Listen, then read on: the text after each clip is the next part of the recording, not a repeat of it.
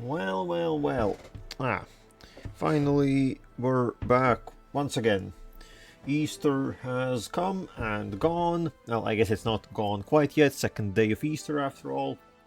But, well, that doesn't stop me from the true purpose in life, which is spreading Surreal's faith. Damn right. Um, Ain't no bunny hopping into my way. But oh yeah, as I think, honestly, eggs, they are quite sunny, so maybe it could be assumed that the Jadd also has something similar to Easter, but the egg is actually important. Well, enough about eggs. We have big. Well, then again, do we have big plans? I'm not really sure. Over the weekend, I have once again slightly forgotten what we're really up to. Well, last time we did start some shenanigans in the command. So maybe today something will come of it. I think I do remember now. I think we have to go and say hello to Ovdal Tungr again, if I'm not mistaken.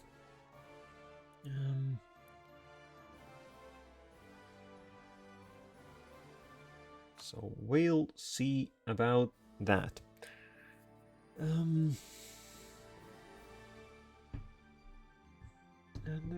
Oh yeah.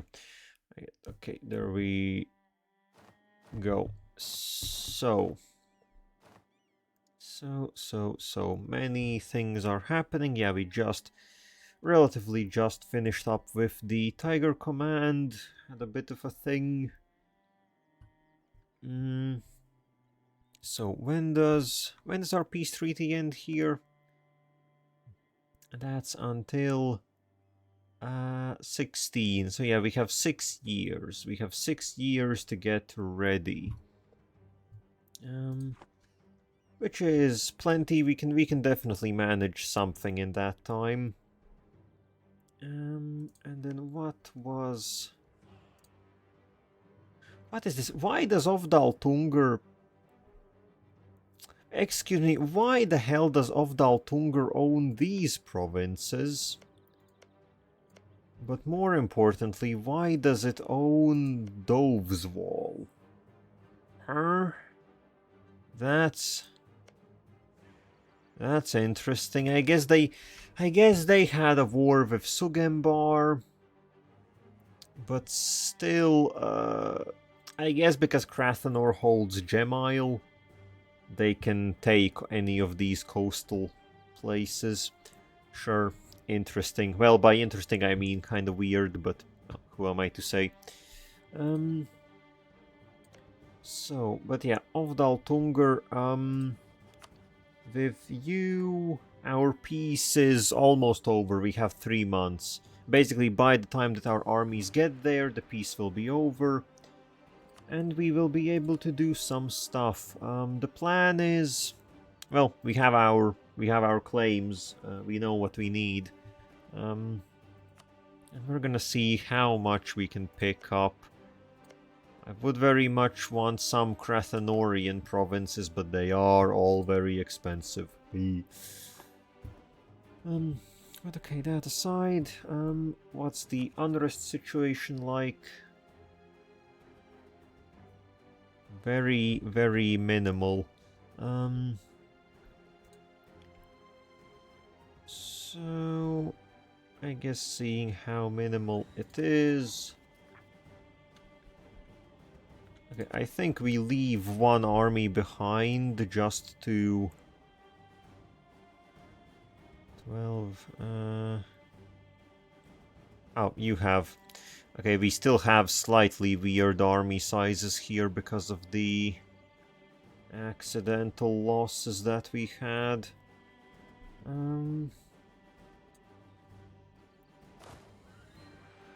Well, I guess dish out some horses, maybe. Then again, no, sure, we will just keep this army here. So, all of you get going. somewhere thereabouts. We'll send this army down.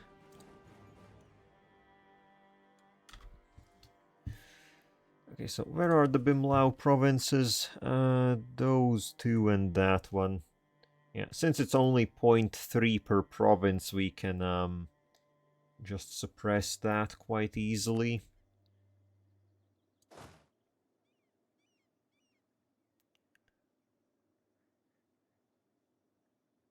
So how are... okay, our cores are already finished. Yeah. Absolutism is on the rise. Okay, you also get moving. This one from the south as well.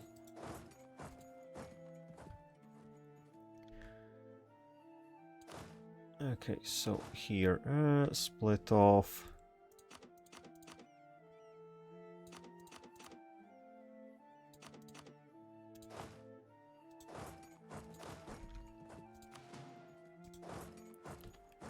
Something like that.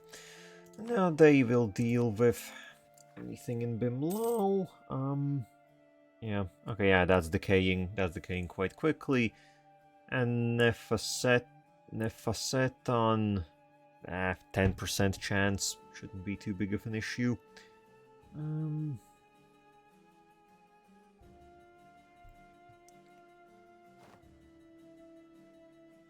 Oh, is someone stepping on each other's toes again? Oh no, they're just passing through. Oh, they're stepping on each other's toes a bit. But not quite, so it's all good. Yeah, there goes the peace, the truce. And okay, what is our other situation like? So, ideas, right, we need 2 military ideas, 2 aristocratic ones, and then that's gonna be a big increase for a lot of things. Admin is done. Tech-wise, we need to get the money together and embrace the printing press before we can really do anything for tech.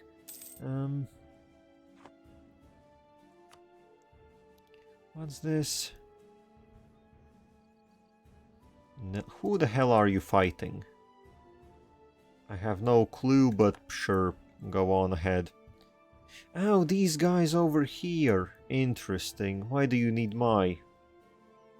well, sure. I don't know. Okay, then otherwise estates. Since we do have...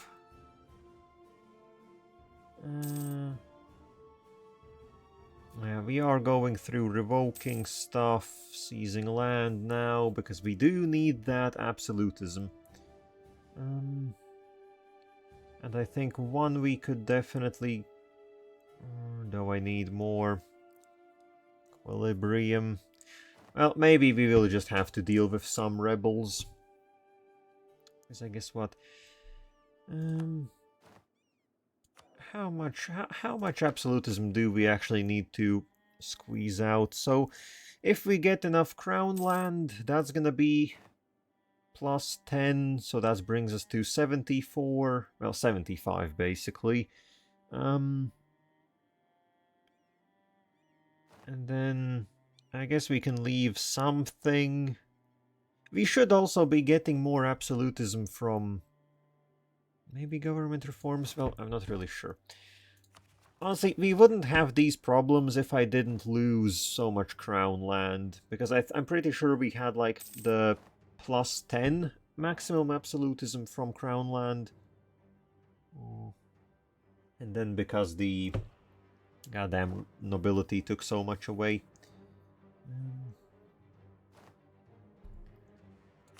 Okay, could y'all please stop?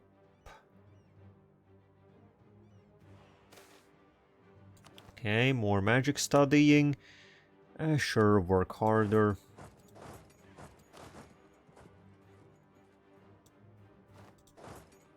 Come on, get moving.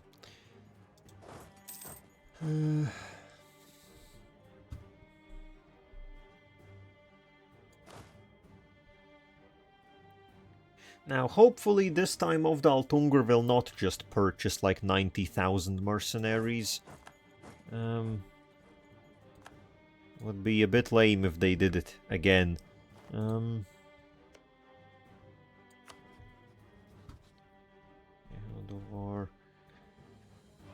I have a feeling... Do I want to start fighting with the dwarves? Beating up Hehodovar might be something.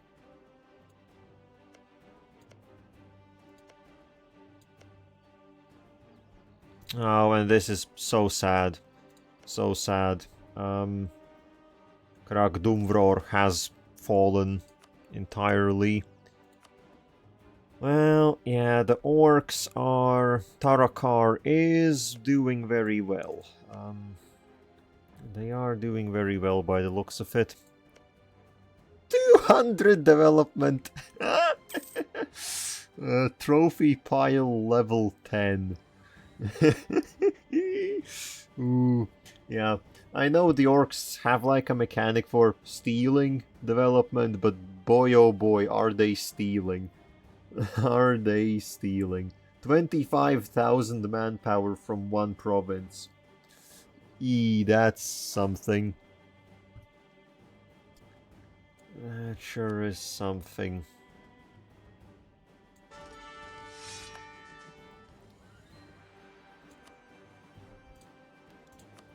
Yeah, what was our... Yeah, army tradition of only 65.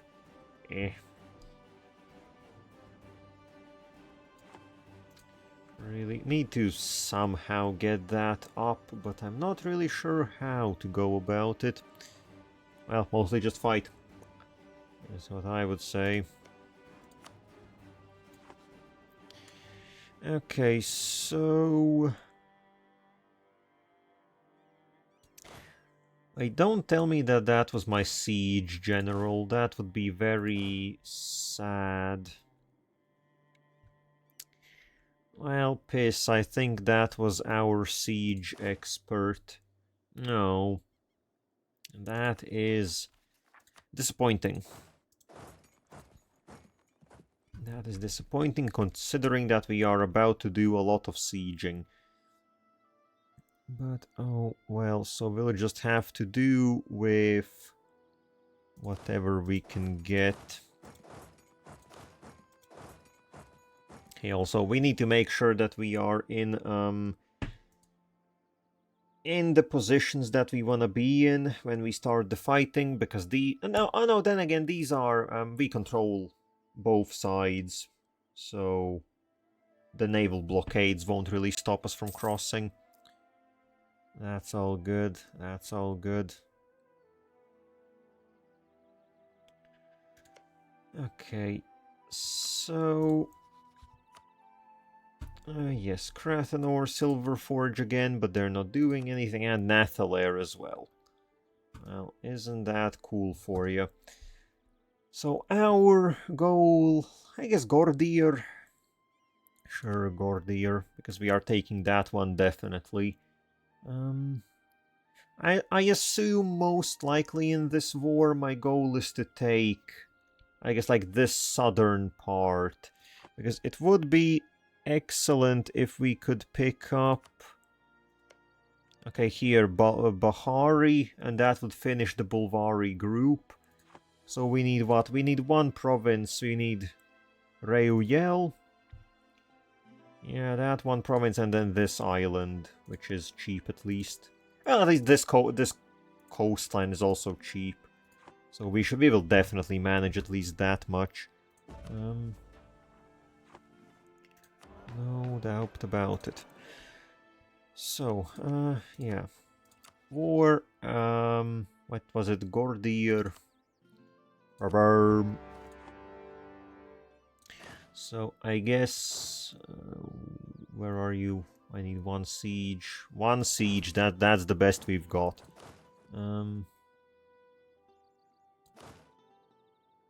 That's the best we've got, and 2 siege.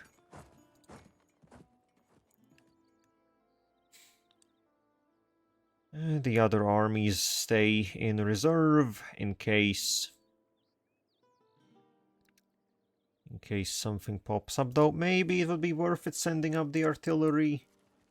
15 artillery would give...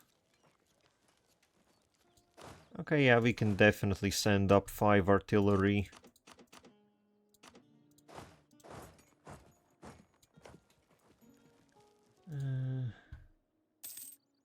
Okay, there's the Krathanor. Actually, how many troops does Krathanor have? 25. Okay, so that's the entire Krathanorian army. Who knows where the Ovdal Tungrians went off? They're at 29. That's the majority of them.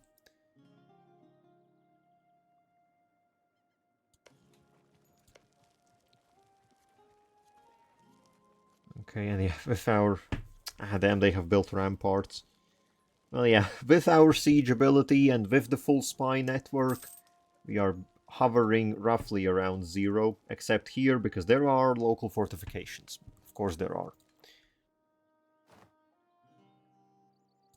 Expensive edicts. Ah, yes, right, I had this here. So, actually, speaking of edicts, how are we looking on the spread of... would it be worth it putting on some more spread bonuses? I guess it would be, wouldn't it?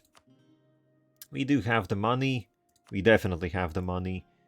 So, I guess let's activate again some institution spread bonuses. Just all the way down the river here.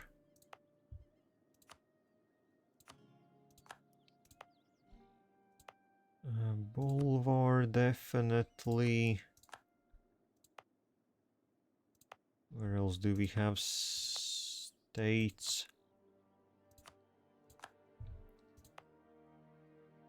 Sure, you. Why not? This is not stated.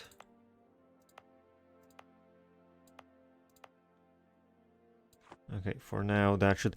Oh, actually, in Uskasur we... Oh, we do have stuff in Uskasur as well. 34, sure. You as well, take it. Start spreading it in all directions. Oh, the Buvauris actually have already embraced global trade. Well, like, true, I guess global trade coming from here, yeah, it's actually gonna... Oh shit, they here in the south are also doing quite fine. I guess yeah, this is the age when the institutions start spreading quite equally everywhere. I shouldn't be that surprised by it anymore. Yet I still will be surprised. And you can't do nothing.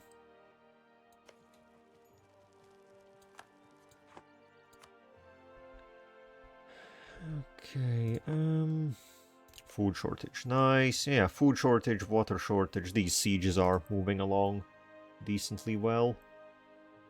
And even with the monthly attrition, it's basically as much as our manpower recovery. So, yeah. I think we are past the point where I would worry too much about like spreading out the artillery and whatnot. And at least, okay, this time around it looks like they are not, as a matter of fact, they are not purchasing any like mercs or stuff. They're just using what they have.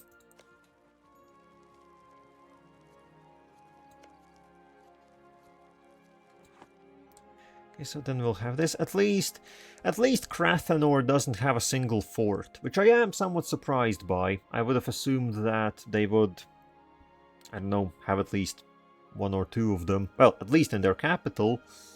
But no, they don't.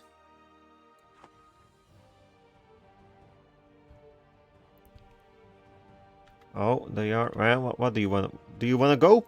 You want to go? I have a reserve army waiting. Ah, okay, the Nathaleri military has showed up. Disease outbreak, no. It was just starting to go so well. Why did we have to disease? Why did we have to disease all over the place?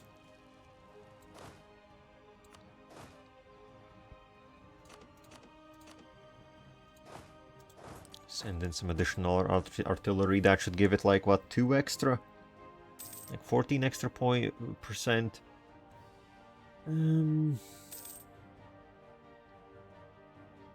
Or I guess 7. Well, okay, that did it. That did it, which means we can now send over the general who has one more siege pip.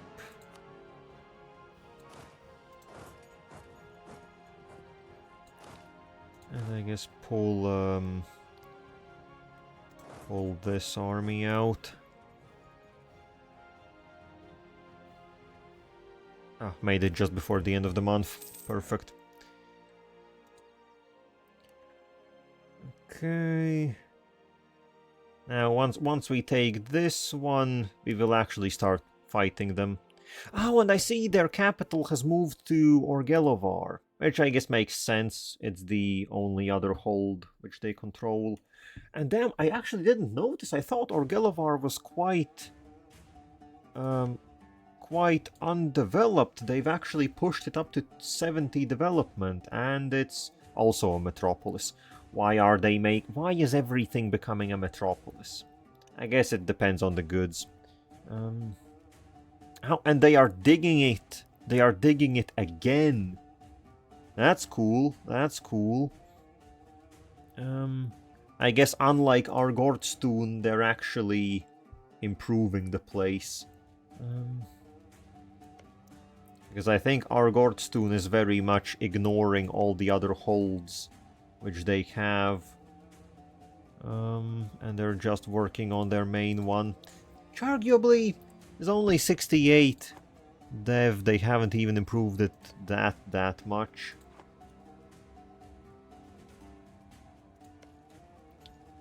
Okay, what do we have? More food shortage, sure.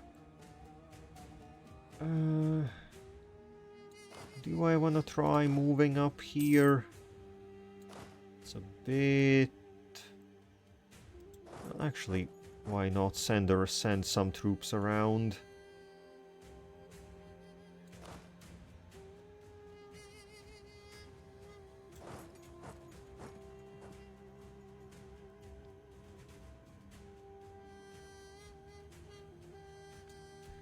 Whoop, that's the military. Now lose 200 crowns. But okay, siege is done. Siege is done, congratulations. No, didn't want to press that. These are hills.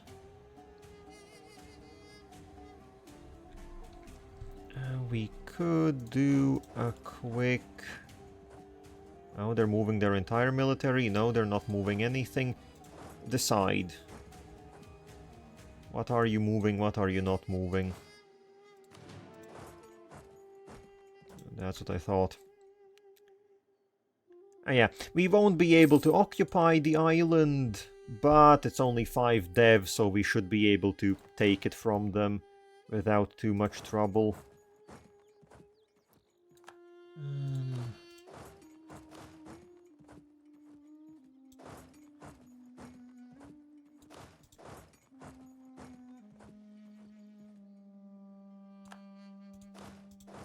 Okay, we can start moving up and through.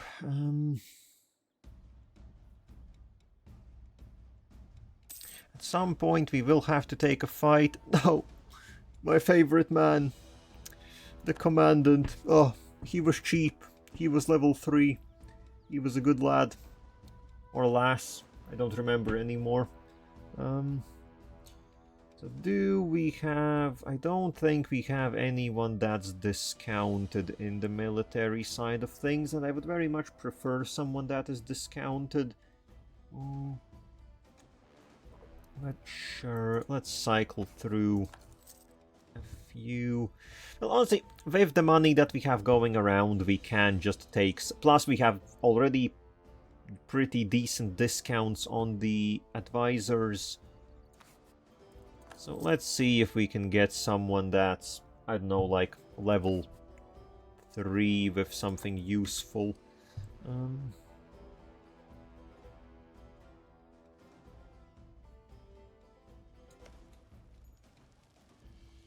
Christ, how many... Okay, well, good thing that Krathanor doesn't have any forts, because sieging them would be a huge pain.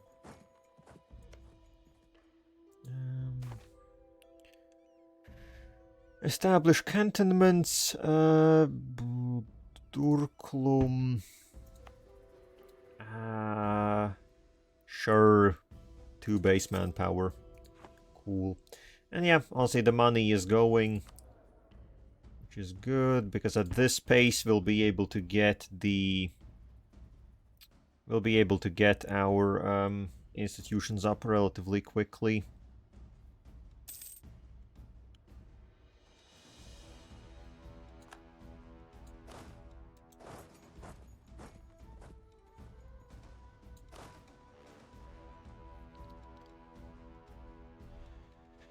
Visval, City of Colors.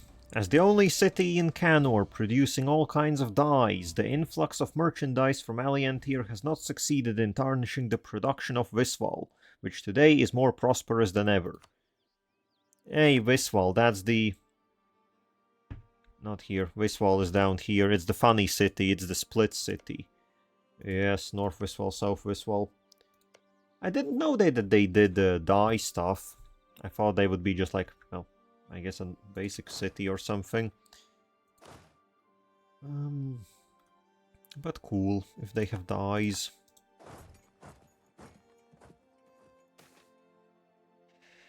Oh, okay, well, speaking of advisors, we get 2 events where we can possibly get advisors. So, what do we have? A dwarf, who would either be a military engineer or a master of mint, which actually would be good. Inflation reduction would be good. Let's see if we can get that. And then alternatively, merchant. We can get either some amount of money or a 50% cheaper production efficiency. Scientist. Well, that's the Wombo combo. Oh, no, wait, the... I guess no, the production efficiency is not quite the Wombo combo. We already have a cheap... Oh no, then again, you're not even that cheap. Did we get the inflation? Okay, we did get the inflation reduction, guys, so you come in and plus look at this. Actually, the discounts are crazy. This is actually wild. Base cost would be 9 crowns, we pay 2.3. I think you can, yeah, you can definitely get promoted right away. We need all the admin we can get. So then here, I guess we don't really need the natural scientist if we now have the inflation reduction guy, so let's just take the money. Also, anything new in the military? I would really want discipline. What I'm really looking for is more discipline.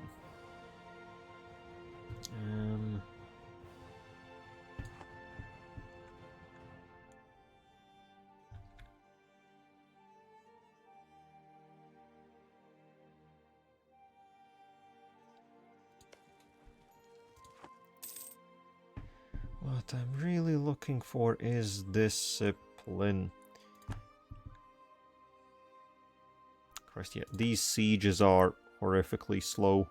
Well, they're not even sieges, this is us just taking provinces. Ugh. Ooh, that's a good general. Silverforge does have a good general. Oh, and here we go, once again, the 50-50. Either we lose stability and hedonism, or we gain stability or hedonism, or we just outright lose hedonism. So, I think I'm willing to take the bet. Yeah, I think I'm willing to take the bet. Well, would you look at that? It's these 50-50s do work. These 50-50s are working, if nothing else.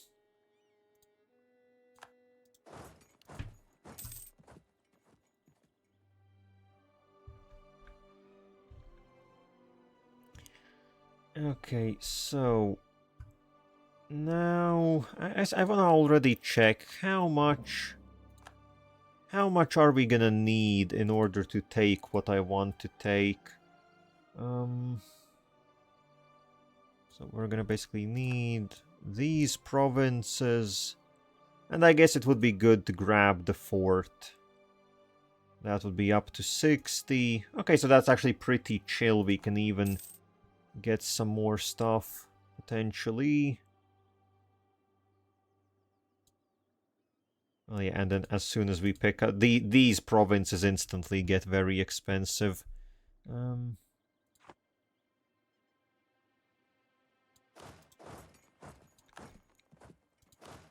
Okay, that was a lucky siege finish. And yeah, that also did give us a nice chunk of...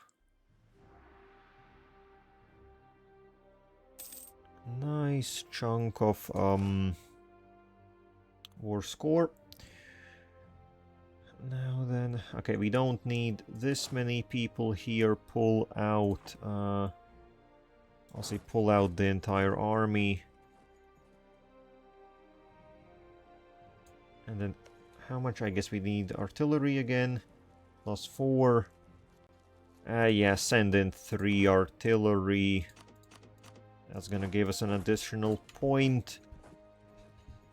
That's gonna be a point. And, well, yeah, looks like they're not wanting to engage at all this time around.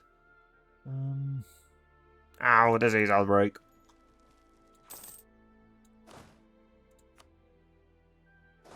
Well, send in another artillery. Okay, we can embrace the printing press, but I think we would be literally left on 0 money at that point. So instead we're just gonna hold on to it for a little while. And okay,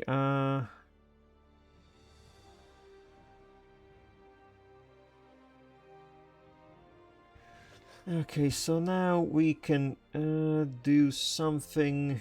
We can revoke something, maybe. Well, I guess we can definitely revoke something from the... Damn. I was wondering why their influence is so high, and I guess it just is. We just have a lot of stuff going on, which gives a lot of influence to everyone. So what do we need to lose? Honestly, maybe the religious state. Then again, it does lower their equilibrium. No, actually, no. It's only... yeah, it only lowers the equilibrium. It doesn't lower the influence. Or alternatively, we will be able to seize land again in a few years' time. Actually, let's save up and then we'll seize some stuff. Now, I guess there is gonna be maybe some uprisings from seizing the land, but well, we'll just have to deal with those damn rebels. I need my absolutism back.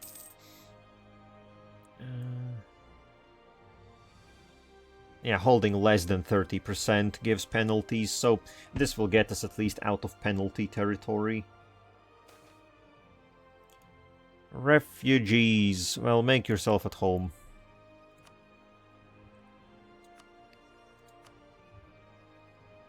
Okay, Ovdal Tungr. Fantastic. The studying is going very well. Also, what's gonna be our target after this? I haven't really Haven't really considered such things. Yeah, we do have now all sorts of claims in the east. But there we mostly are just waiting for this to run out. 16. Well, depending how long this takes, maybe we'll swing into the Tiger Command right after.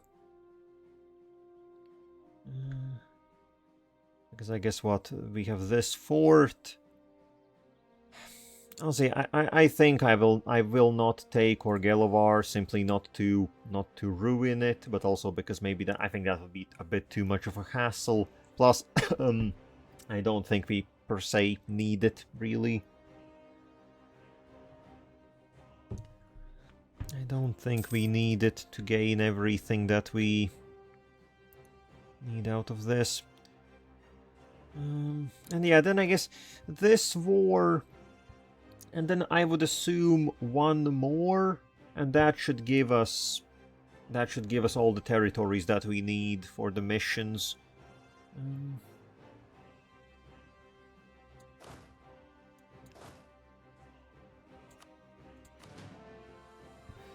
Okay, there goes the fort. Still I guess some ways away.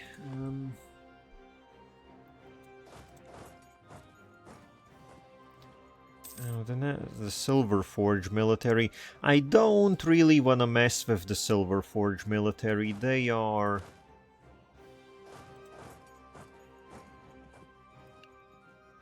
a bit much.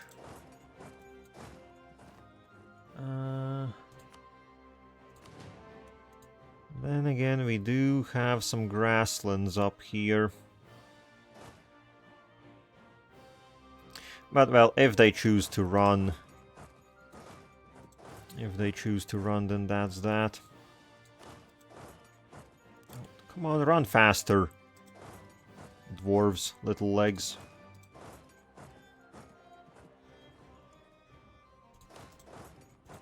Little legs can't carry him quickly. That goes in the book. Oh shit, we're in the book now.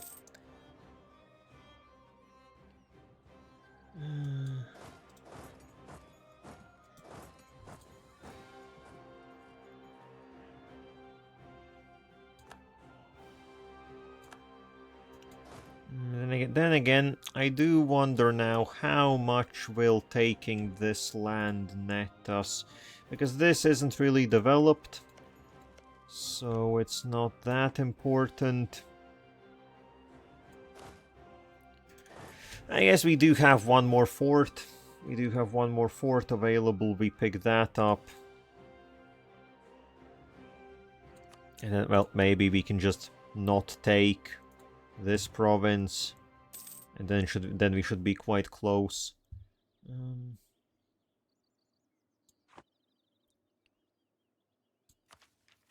Also, yeah. I think I want to get so far that we have like, I don't know, 1,000 left over in the bank. And then we'll pick up the printing press. Hello times. We're just rolling. Start another fight with the dwarves is how we're starting today off.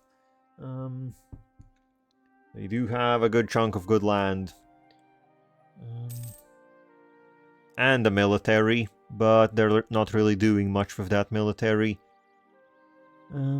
Once again, just hiring mercenaries.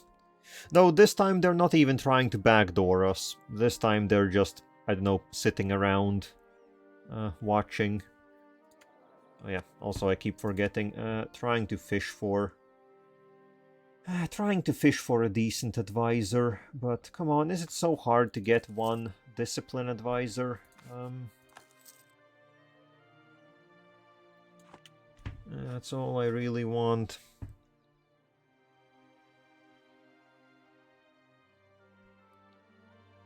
Just a man who knows how to train our troops properly. Well, speak of the devil. I guess only level 1, but we can promote you. We can promote you. At least up to level... How expensive would be level 3? You know, you can stay level 2 for now. We're not in that much of a rush.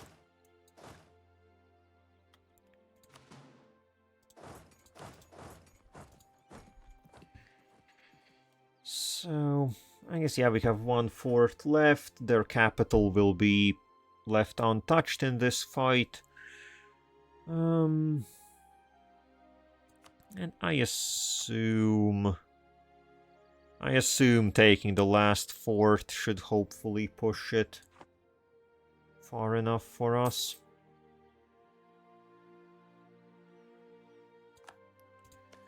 Also, I think we need to send in some artillery again. For RT. Some extra help.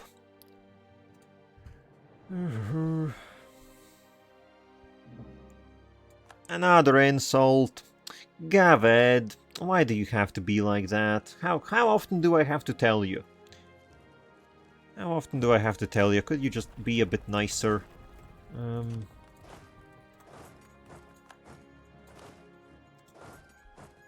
I'm not asking a lot.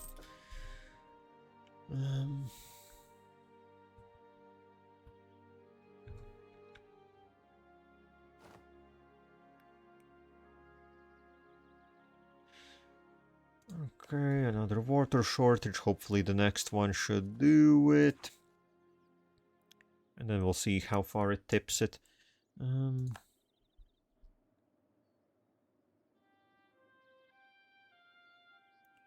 Yep, there we go. So, oh, you're still unwilling, huh? You're still unwilling. I guess I haven't fought them even once. So they must be a bit questioning things because of that. I guess there are some random provinces here that we can still pick up. I would assume that should be... I will assume that should be enough, though. We only need like 2 or 3 more war score.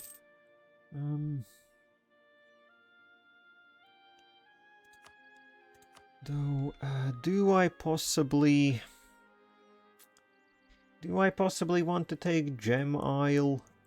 Well, no, actually, we're not. If we were making Krathenor's capital move away, there might be the risk of the capital going to Gem Isle, but I think we can take Gem Isle just in the next war.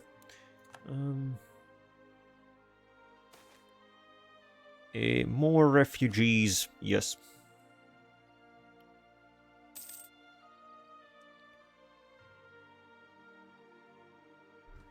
Hot chocolate. Price of cacao up 35%. Yes, well, that we do not have. Shame. I like chocolate. Okay, there we go. Low war enthusiasm. Okay, low war enthusiasm does it. Can we maybe... No, okay, not quite enough to pick up an entire additional province.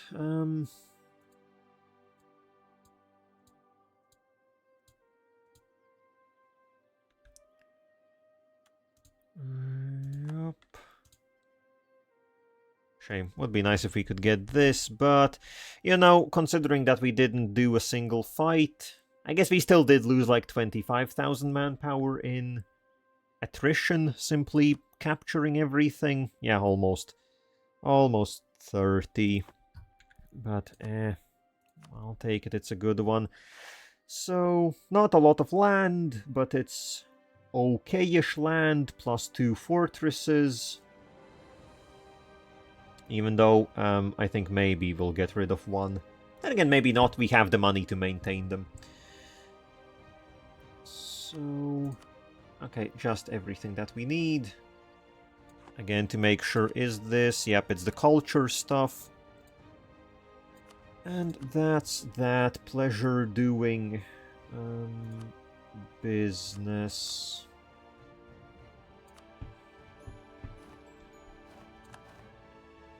Damn, and 41 power projection. Right, I had them rivaled, I forgot.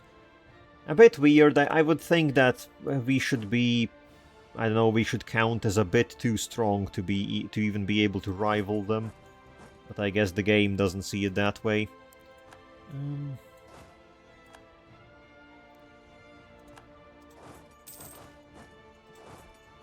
Okay, get out of there, everyone.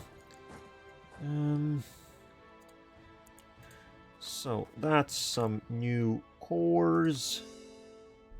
And also, is that now?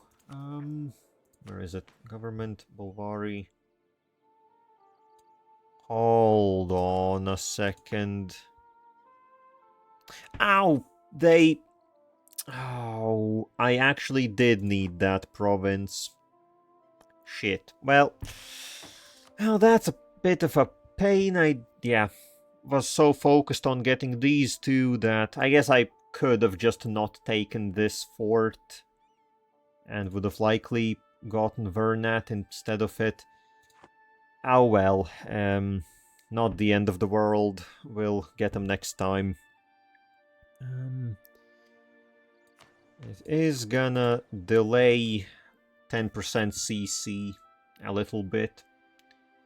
But like, we are getting good admin, so I guess honestly 10% isn't anything to die for. It's nice, it would be neat to have it. But, yeah. And okay, I think we can do, so this is 5.7. We would roughly have 1,000 in the bank. I guess, yeah, it has spread to... I think at this point it has spread to most of the places that are meaningful and attainable in some amount of time.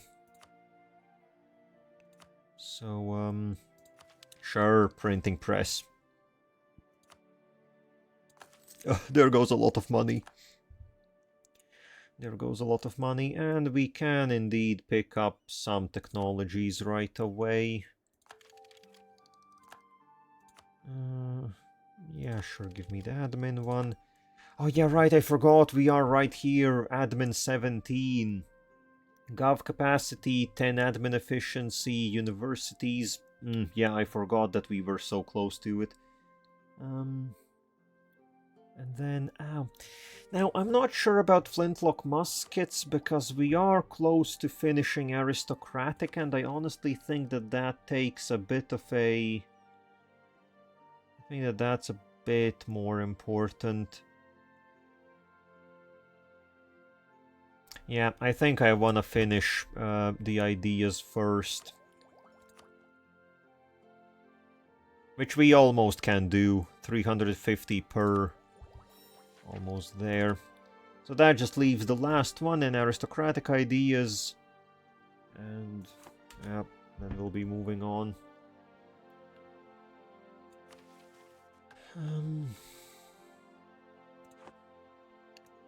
So all of you unite back. Advancement effort. Just saying this is all useless. Where is global trade? I don't know. Just leave it on. I'll see if we have enough money. For rivals, okay, yeah. What is the rival situation like?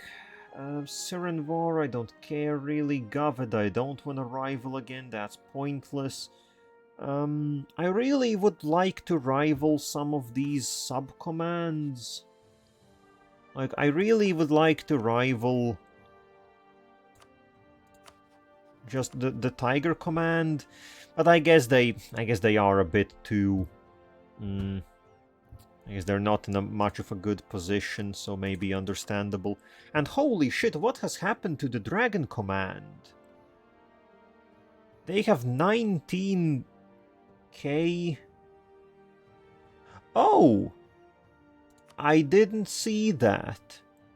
Okay, I guess while I was preoccupied fighting the dwarves, The command has attacked and evidently beaten up the elephant command and the dragon command. Which is wild. They... When did that piece end? It looks like it ended just recently. Could I find it? That would be very cool to see. Or I guess it was a bit... Okay, I guess it was a bit too long ago. Well, okay, either way, it looks like they didn't re-vassalize them, which is important, so they still are independent.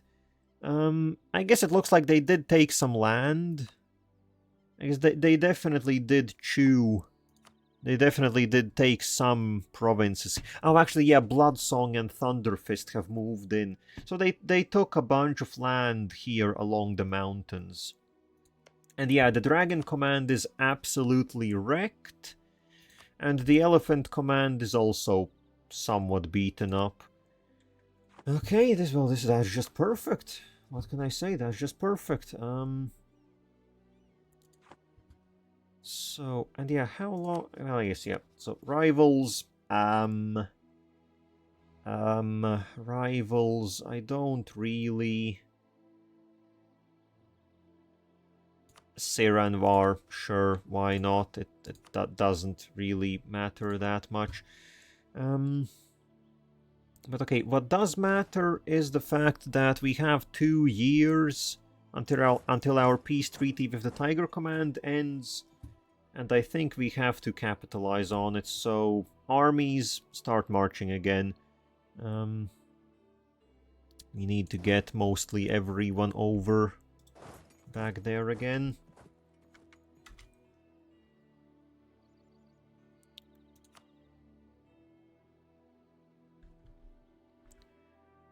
Now, improvements in lens making. Glass is more expensive now. Very cool.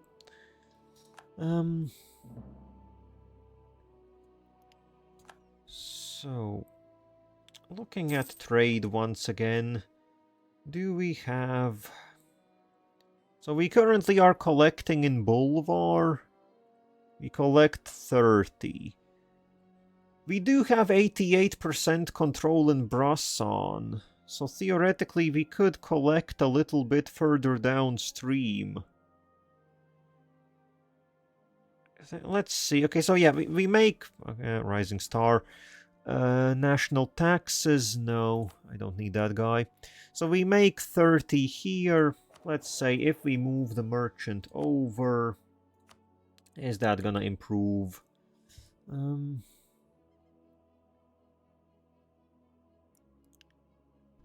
Okay, that's 10 more crowns. Yeah, for almost 40 instead of 30. And that's not even with 100 controls, so... Okay, plus maybe we can get some use out of these ships now. No, we still can't. Well, sure. Also, please, stop rubbing up against each other. Just let someone go first. Honestly, now that we are getting admin at a decent rate, plus we are getting a lot of money, I think we can pretty soon start rebuilding the Golden Highways.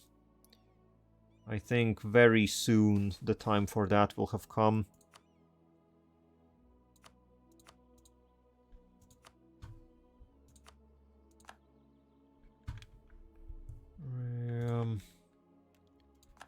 Zilmora resolved their internal conflicts. Good for them.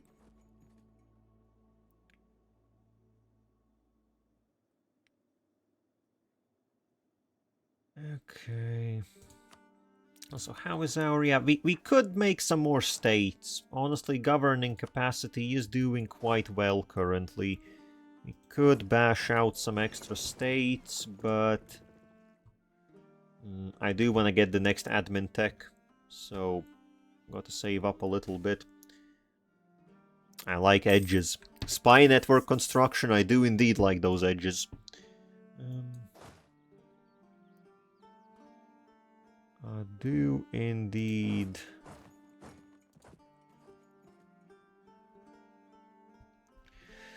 So, let's see, how much are we gonna be competing with here? So, if we're fighting the Tiger Command... Oh, wait, what? The Tiger Command... Oh! They're, Okay, what do we have here? Gains influence, loses, Sure. The Tiger Command has broken their alliance with the Elephant Command. That's interesting. I don't think that's from the war. So, okay, we literally just have to fight the Tiger Command. Which they have 70,000 soldiers. They have military tech 17, but that's only a boost to the cavalry. So it's not really the biggest problem. Yeah, I think it shouldn't be too much of a problematic. It shouldn't be problematic, really. Okay, also we can... can we seize land? Well, I guess what, the merchants and nobles are not gonna be super happy. Don't care. Oh, actually, okay, and we did get some crown land from that war. So slowly we should regain it. Sure, yeah, seize land. Okay, that's a lot, but they are tiny rebels. They are absolutely tiny, so you just start cruising about and cleaning stuff up. And okay, as a matter of fact, they all popped up in Rachen. Okay. Plus, I think, can we... Okay, yeah, not quite yet. Have to wait a bit. Get rid of some privileges. So this gave us 10 extra absolutism maximum. That'll be good. That will be good. We need more, though. Well, I guess while we haven't hit the cap, it's not really the end of the world or anything. Yes, close. And hey, another horse race. I know we have rebels, but horse race. Let's go. So, who will be our champion this time? Purple? Kumarkandi jockey riding a Keteratan mount. We do control that territory now, so let's support our upcoming, I don't know, national athletes. And of course we go all the way. Bang! The magical flash fires and the jockeys are off. The other jockeys pull ahead of the rest of the group, while green and purple have a false start and get delayed. Purple right at the start. Just like that. At the front, blue and red are in a close duel, constantly running past each other, while orange and white try desperately to catch up. As the finish line approaches, red suddenly rams into blue. They both stumble, but blue completely crashes. While red manages to stay upright and reach the end. Following him, orange arrives, then white, green, and then purple. God damn, our boy came last. Well, so much for national pride. Well, okay, you know, boy, you were a bit over eager, but well, at this point, honestly, the money we can get here is not that important. It's definitely nowhere near what it was in the early game. In the early game, getting 700 crowns was huge. Now it's like a nice bit of pocket change. And that's about it.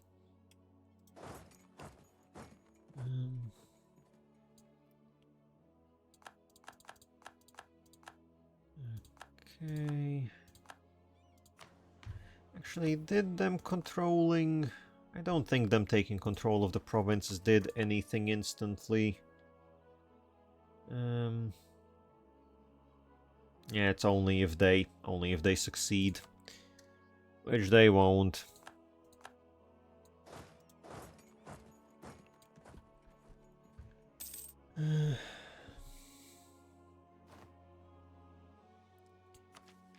Okay, right, the next...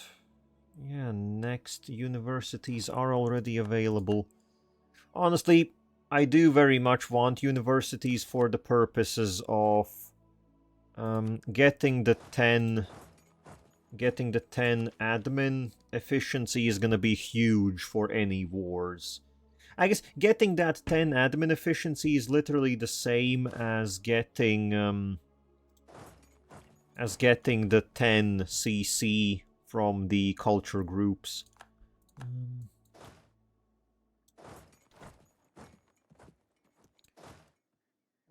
So really, don't get it in one place, get it in another. So let's see. Yeah, I think I will pick it up right away. And the next one, 18, is gonna be another idea group, which I haven't really considered yet.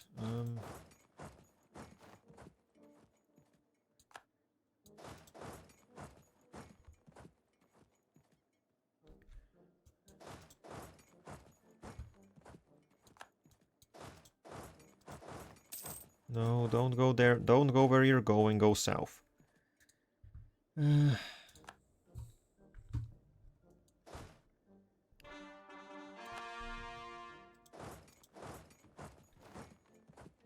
Okay, that's all the rebels we had cleaned up.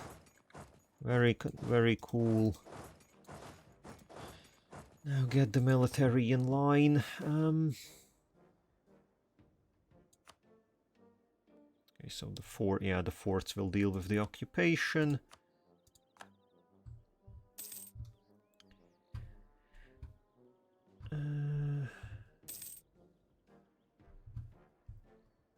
Okay, so what? We have roughly 100,000 ready. They have their 80k. Well, should be good enough. Tarakar no longer rivals us. Well, I don't think I can swap them. Yeah, there's no one really good to swap them out for. I think for now. I guess theoretically Hechodov are, but I'm not planning to fight them anytime soon, so we'll just leave it where it is.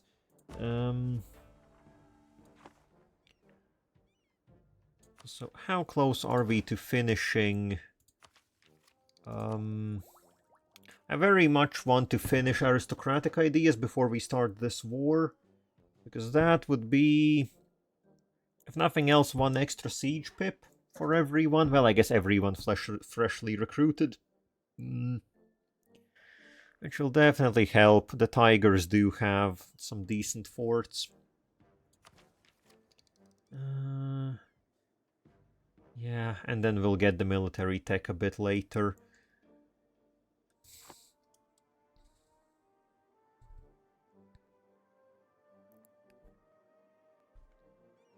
Also, actually, how long until the next vote?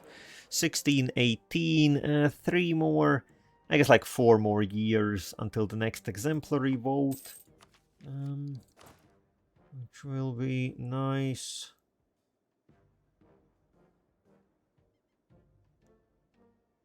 Okay. Dubious spending practices. What? Well, we can get... What province is this? Oh, this isn't a good province.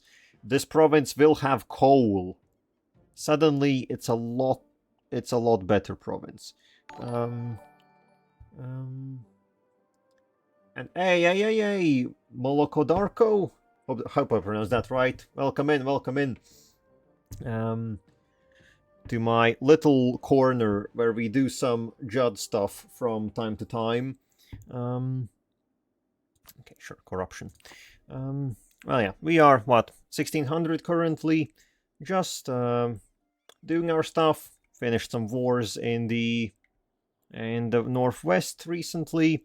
Now looking at the command, in this save, yeah, the command is doing well. The command is doing well. And how are we? And, you know, I'd say I'm also doing quite well for that, though it's getting a bit warm. Got quite a few... Got some nice sunny weather these past few days. Though, then again, a bit all over the place. Then again, cool, then warm. Yeah, I guess do tell me where do you, what were you just now doing? I assume EU4? I doubt anyone else would come in here if it's not EU4 related.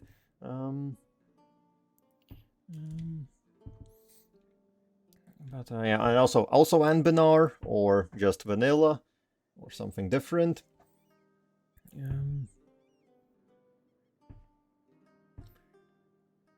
Okay. Yeah, we're doing some EU4. Okay. And yeah, I guess I assume if you're Raiden, then must be late or, well, whatever. So I guess definitely thanks for dropping by, bringing everyone along.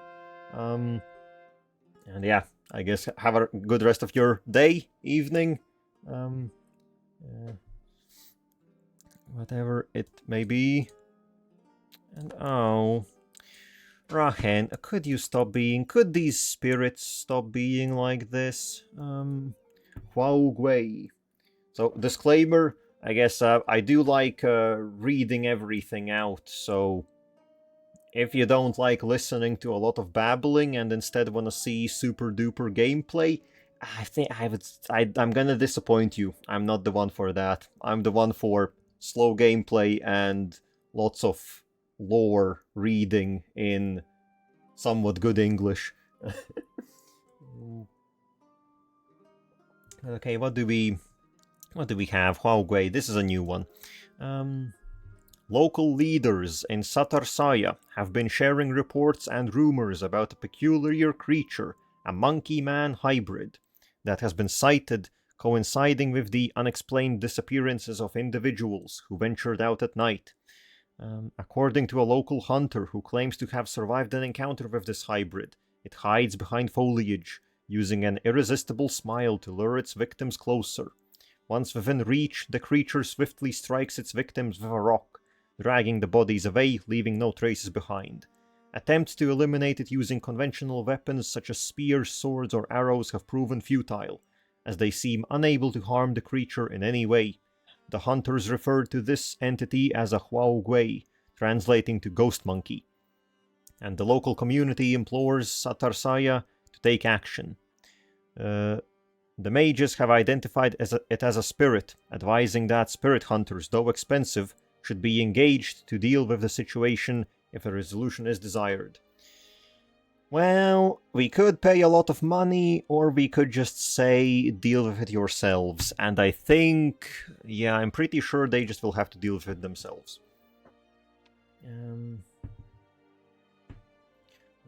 I think it's a good, because it's better to get a grip for new players.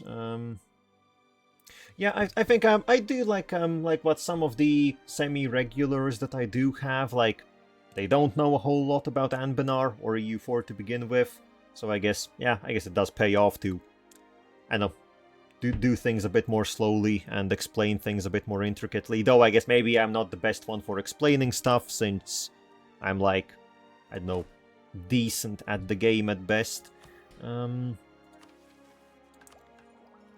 But yeah, plus also I guess it's just my style to, I guess,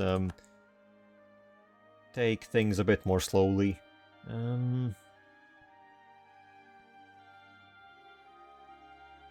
Try to get into EU4. I assume since you said you tried, I assume it didn't work out. Okay, there we go.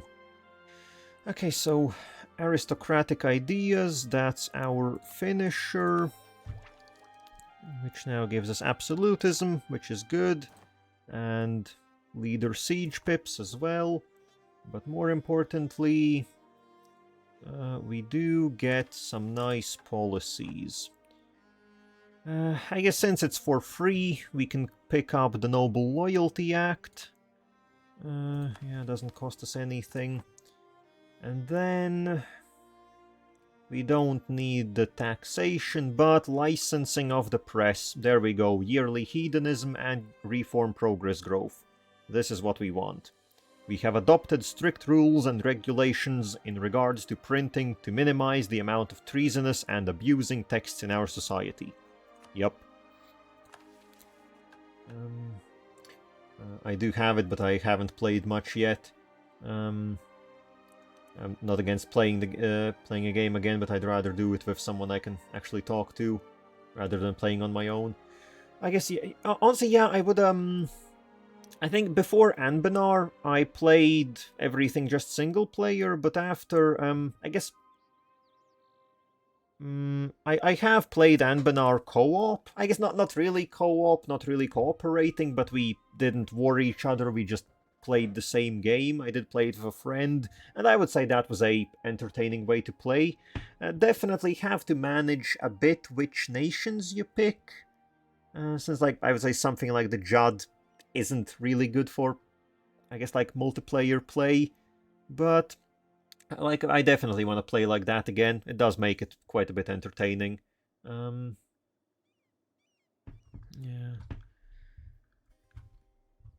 And okay, so now with that picked up, might be good to see if we can get, although then again we don't have military power to get a general. I think we'll get that in the middle of the war if we do. So, command, hello. Oh wait, we still aren't.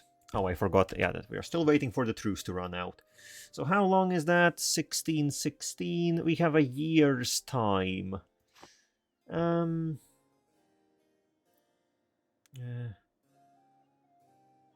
I get what I mean, I think. Well, I think I think I get the picture. Like, EU4 is, it's definitely not, like, starting a campaign, at least the way as I see it, is a bit of an undertaking. It's not just something you can, like, do over a weekend, unless you're, I guess, unless you're that good. But I guess, yeah, like, just having someone to play with, talk to, definitely. Like, I guess something like the Jadd, I definitely want to play alone, because there's a lot to focus on. But yeah, if it's like some smaller nation, then it's definitely nice to have someone along for the ride. Do the same with Hoi 4. I do have Hoi 4, but never. I think Hoi 4, yeah, I think the situation with Hoi 4 is that there I definitely would want someone to play with, but I don't really have anyone in my friends group that does it much. Or at all, really.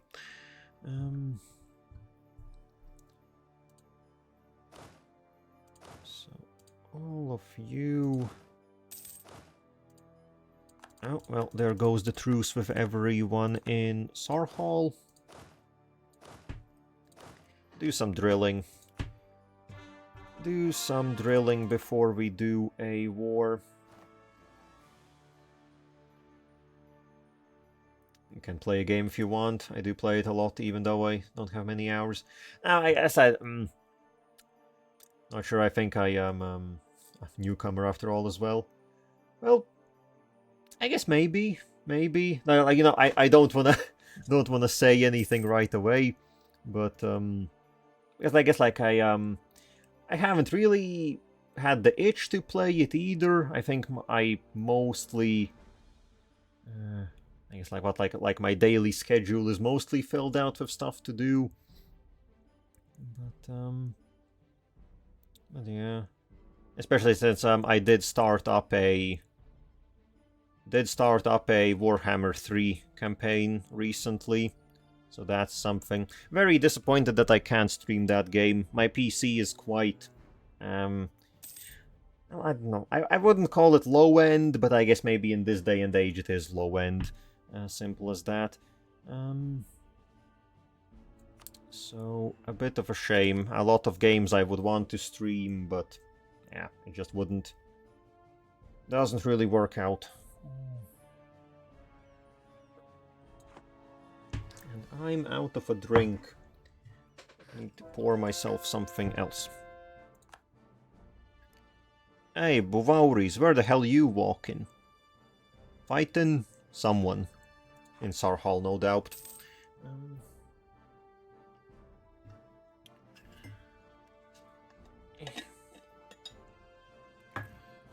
So, a bit, I guess, yeah, maybe not the best to be sitting around for a year just waiting for a treaty to end, but honestly, if we can get some manpower back in the time being, I think that's useful.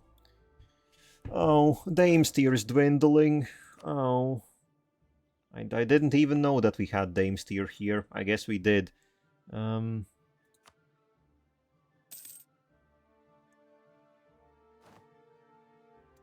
So if it's... Okay, so yeah, now it's dwindling, which means at some point it will just disappear. Oh. Why you like that?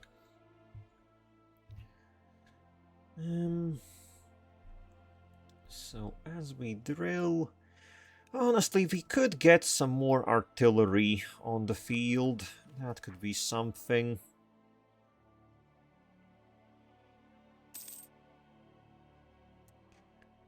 Could get some artillery going. What do we have? 12, 11... Okay, yeah, this army is the weird one. We definitely need to replenish you. So what do you need? One more artillery and like... 3 more infantry. Give us a cannon, give us some more infantry. And then split out some of that cavalry. It was a bit too much.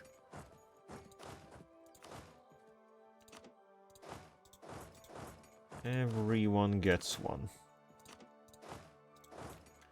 I don't know why, but I think getting into Hoi 4 is a bit easier than EU 4.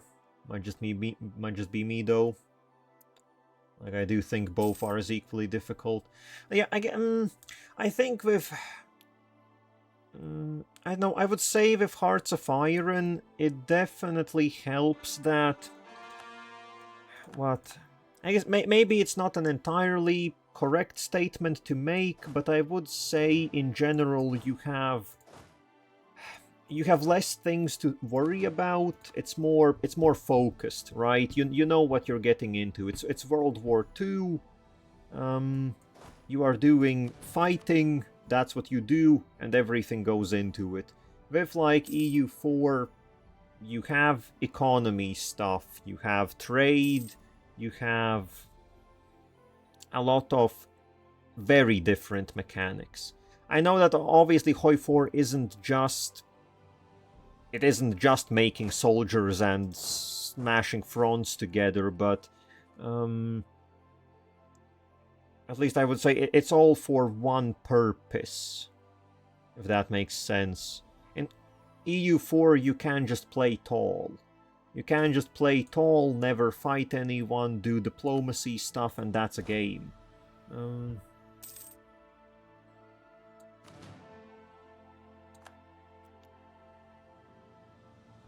Okay, 12, 6, 5... 6, okay, one more RT.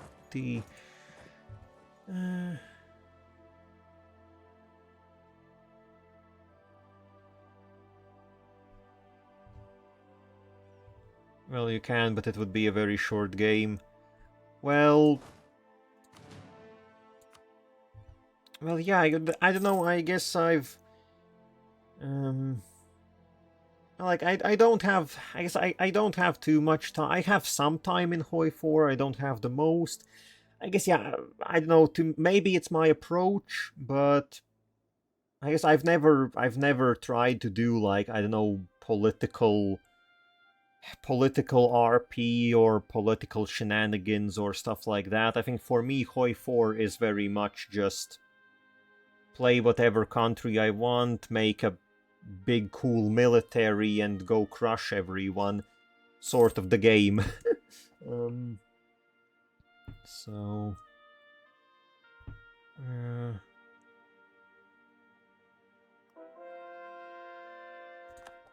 Okay, so how close are we to the peace? The 7th. I guess we wrap up the drilling now. And we got 17% drill. Let's go. Okay, start wrapping up and start getting your morale back. For example, with Germany, you can befriend Czechoslovakia and integrate them into Germany.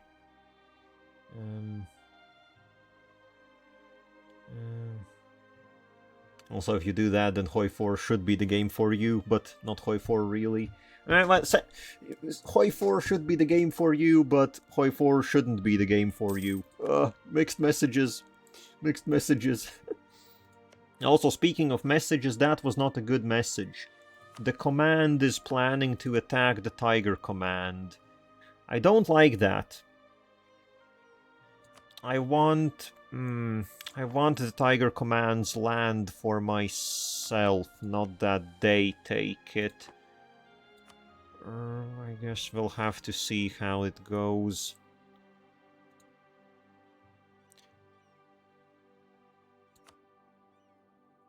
What is this? Ignore complaints or execute the official. Executing the official gives nothing? What? I think there is some sort of problem here. Well, execute them, and that did nothing. Cool. Sorry, I meant to say you want to build a buff-ass army and get big, then Hoi 4 should be the game for you and not EU 4.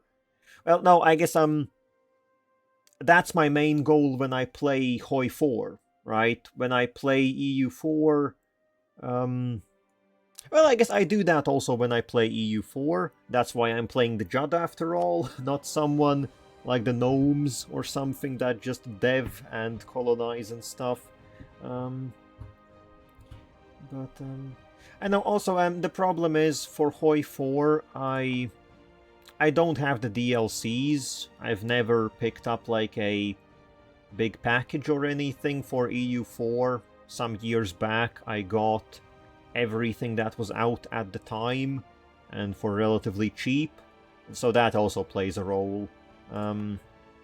Just like spending wise, because like it feels like having Hoi 4 without a lot of the DLCs, like there's a lot of mechanics locked behind it and it's kind of eh. I mean that's definitely a reason why I've also not gotten into it that much.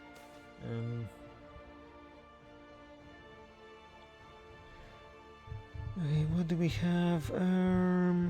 Ooh, 1400 crowns. Sorry, Knowles, but I need your tools again. Thank you. If you want, you can try the DLC out if you want to play it. Oh, in that case, I know about the subscription. Well, I'm not gonna say anything, but I live in Eastern Europe, so if I want to try anything out, I can also Yarhar Fiddle the D. I do that for most games. I mostly know what DLCs are about, and like I'm aware that I would be interested in like most of them. I like making all the custom tanks, the custom ships. Without that, it's a bit, I know, a lot missing. At least that's how I see it. Okay, we do have some uppity people here. We can send you down. And well, yeah, that definitely is Paradox. If anything, that literally is what they do. That's why I mostly try and like wait for some nice big deals. So anyway, okay, I did sort of assume, but not fully. Yeah, I guess, yeah, since you have the DLCs, yeah. Except the recent ones. Yeah, it's definitely an idea. Okay, so Now, we can start the war. Where was the mission which I actually need? There we go, the Lords of Dujat. So, we need everything along the river. That's our target here. That's our target here. Well, it is a highly developed. All of these provinces are very high development, so this is gonna be not easy.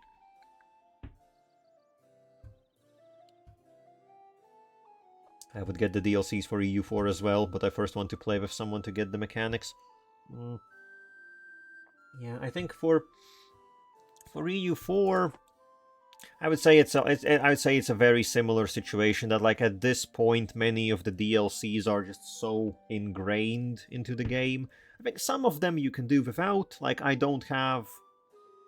As I said, I bought like the big package a few years ago, so I think I'm missing like 5 of the latest big DLCs and expansions, which is a bit of a shame. Some of them I very much would like, but others are you can do without. But I guess mostly if you're getting everything in a big bunch, then, well, might as well get everything. And not pick and choose too much. And okay, we can do... I guess we can do Anti-Monstrous Conquest. Why not? Wap. So, their capital is right next to us.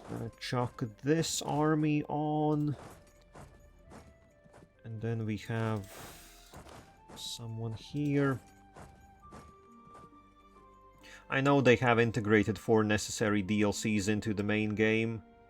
But like I need someone to explain these mechanics to me while we play, you know.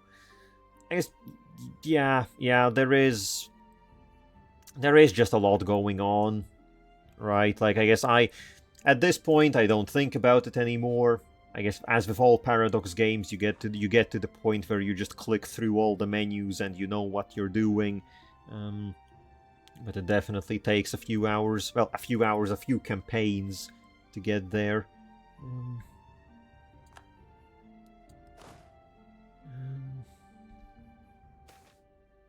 Shit. Pay the salesman. Ah, yes, my favorite event. 5 crowns for 5 hedonism. Thank you very much, good sir. Thank you very much. And also, do we need extra... Yeah, I want to do this as fast as possible. Send in some extra artillery. Same goes for this place.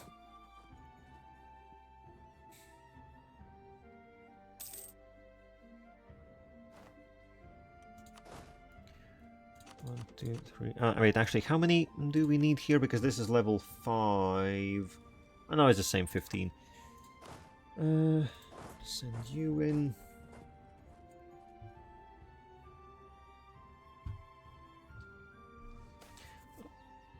Lose 100 crowns, sure. Well, yeah, I guess it's, it just depends how everyone likes to learn, right? I think I'm very much the type of person, I don't have problems, looking up, like, YouTube tutorials, stuff like that. I think it is a bit of a problem, honestly. Like, I know I always have trouble getting into a game just blind. I feel like I need to learn everything before I can get into it. And then I guess, yeah, someone else might prefer learning on the go with, like, someone else teaching them, which is definitely also valid.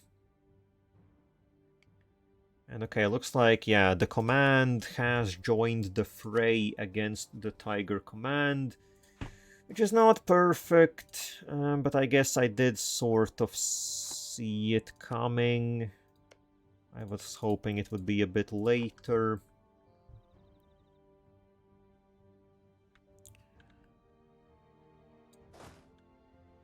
Where do we push through?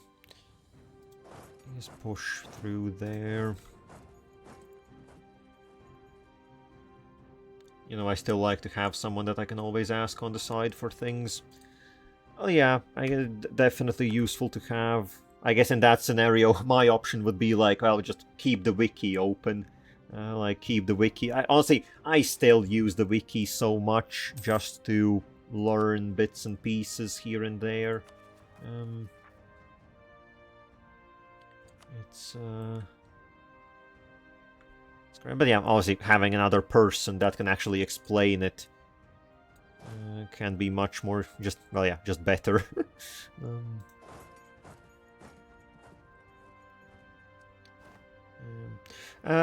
If we're being a bit specific, I'm from the Baltics, Latvia. That's my place. That's my country.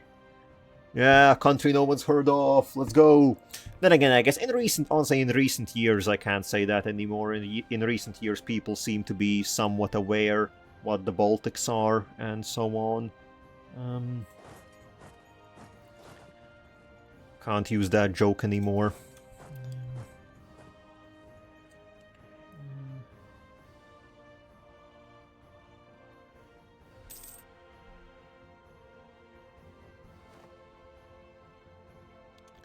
No, who died? Oh, our siege general died. Oh, that's a pain. Hey, someone that knows all of them. Would you look at that? I feel. Then again, I guess.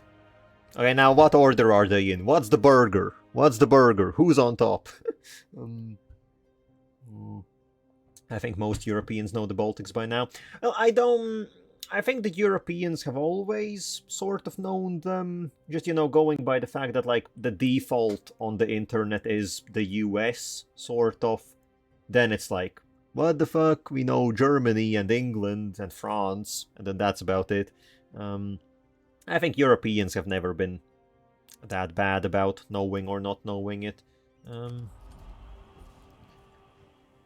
And okay, so our first Splendor. We have a lot to pick from this time around. I definitely want to see what additional effects our advisors have, but I think getting the plus just yearly absolutism ticking, I think that would be very nice to get right away so that it can start building up. So, absolute government. That's our pick. That's our pick to start things off. Oh, and we can finish converting the dwarves. Ow, disease outbreak. Ow. As for the other question, first is Estonia, then Latvia, then Lithuania. Hey, we have a geography knower. We have a geopolitics knower. Then again, I guess, well, I think it's a default fair assumption to make that if someone plays map games, especially like Hoi 4, which is literally just the real world, I think then the chances that someone knows where certain countries are much higher. Yeah, like playing Hoi 4 just kind of would be weird if you didn't know, I guess. Okay, and I keep forgetting we need a new general. Please have siege. Please be decent at siege. 5 siege. Golly gosh. Varilia. You're the you know it. You're the one. You're the chosen one. Okay, also, Tiger Command, go fight the command. Stop sieging my territory. Go fight them or something.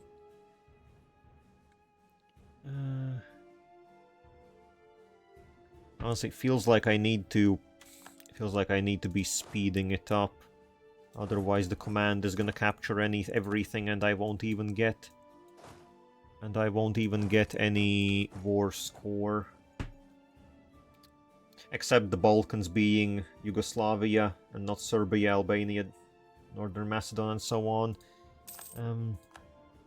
Yeah, I think as much as as much as I would say I'm pretty decent at geography, the Balkans are.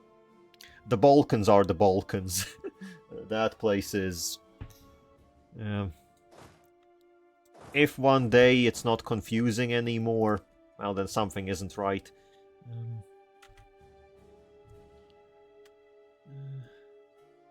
They have to be a bit confusing, otherwise something's off.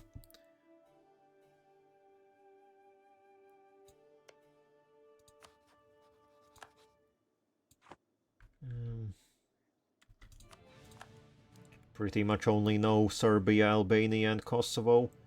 Well, I think I would say, like, Croatia is very easy, mostly because of the shape, right? I say, like, it's like the big C letter almost, kind of easy. I guess Albania is small, so that sort of makes it, I guess, a bit easier to recognize. I never gotten that. No, well, I think it's just always like the funny fact that hey, like Croatia is stealing all the coastline, right? So I think they're I would say at least they're a bit easier to spot on the map.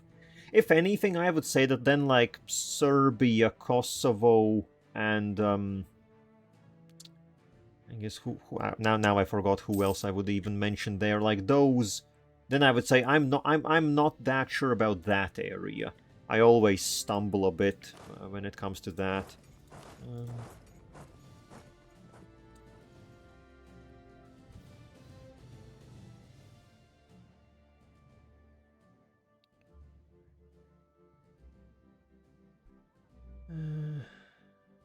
Okay, money's a bit... Okay, sieges. Okay, getting the 5 siege general is definitely working. That's definitely working. So now I guess, honestly, start splitting up. We need to capture some land quickly.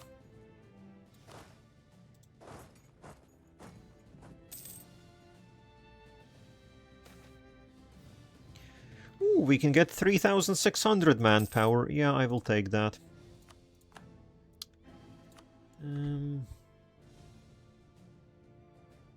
Yeah, as we talk about the Balkans and the Baltics, I just caught myself the Latvian SSR. You... that's not... you're in the bad book now. That goes in the book. Making the Latvian SSR. Pooh. Heresy.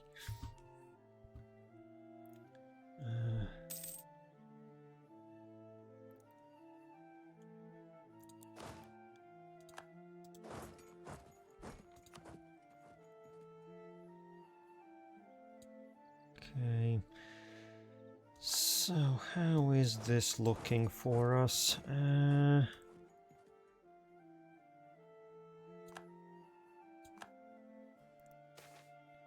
Radiant Court, sure.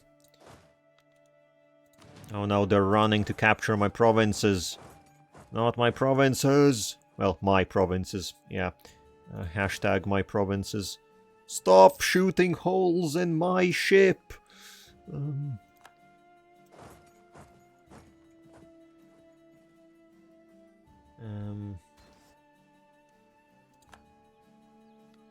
No, we have a bot that shows us different countries as balls, and I just saw one and said Latvia, and it was the Latvian SSR. Ah, okay, so Poland ball, Latvia ball. Trust me, no one, even me, likes the Soviets. Well, there we go, there we go. Though, you know, like, not to be too, I guess, harsh or whatever, like, I do appreciate just a good red wave style in some games, like put on some red alert tunes and just make the man wave. A bit of stereotypical Soviet stuff is funny from time to time. I'm not gonna deny that.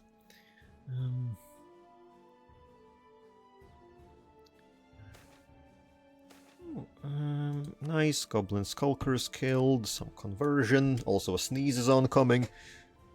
Oh, come on, don't tell me it disappeared. Oh, the sneeze just disappeared. No, that's the worst. It was right there. And then nothing. Damn. Sneeze, why would you do me like that? And okay, also, I feel like I have to chase down this army. Evidently the command is not doing it. They're not trying to engage me. Okay, then you can pull out. Oh wait, actually, you're missing your artillery. Stop! Forgot your artillery. Okay, there goes that siege. You forgot your artillery, mister.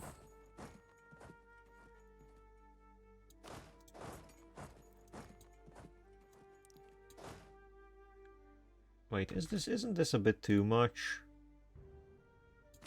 Where have I have yoinked artillery from someone.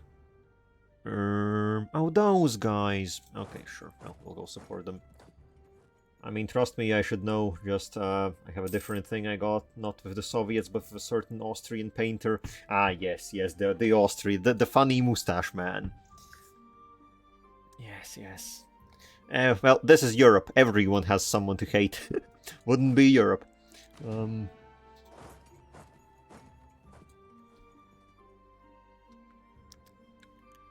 Okay, so I guess now the plan is institution spread, very cool.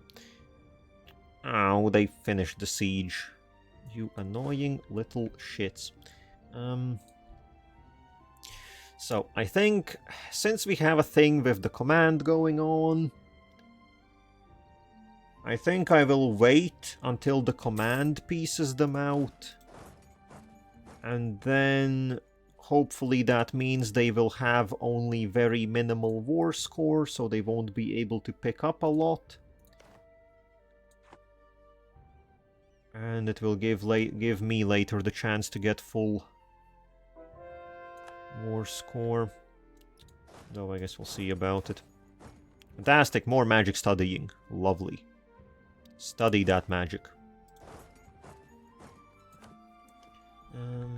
I mean, acting like 99% of Europe had a problem with the no-no Germans. Oh, yeah.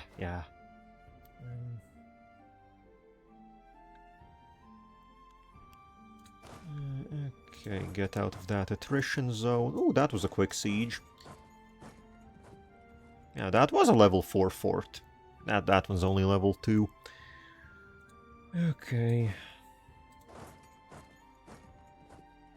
So I do wonder how long is it gonna take for the command to cave and just pick up whatever they can get. How much war score do they have?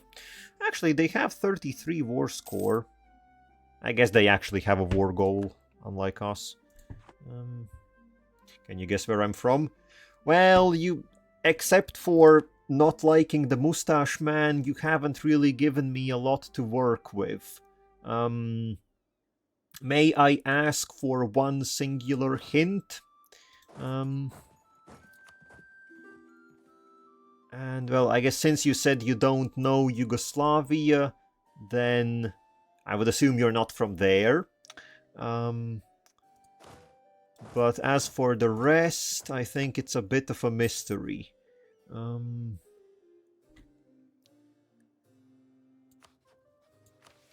Okay, also, can we now check how far away are we from global trade?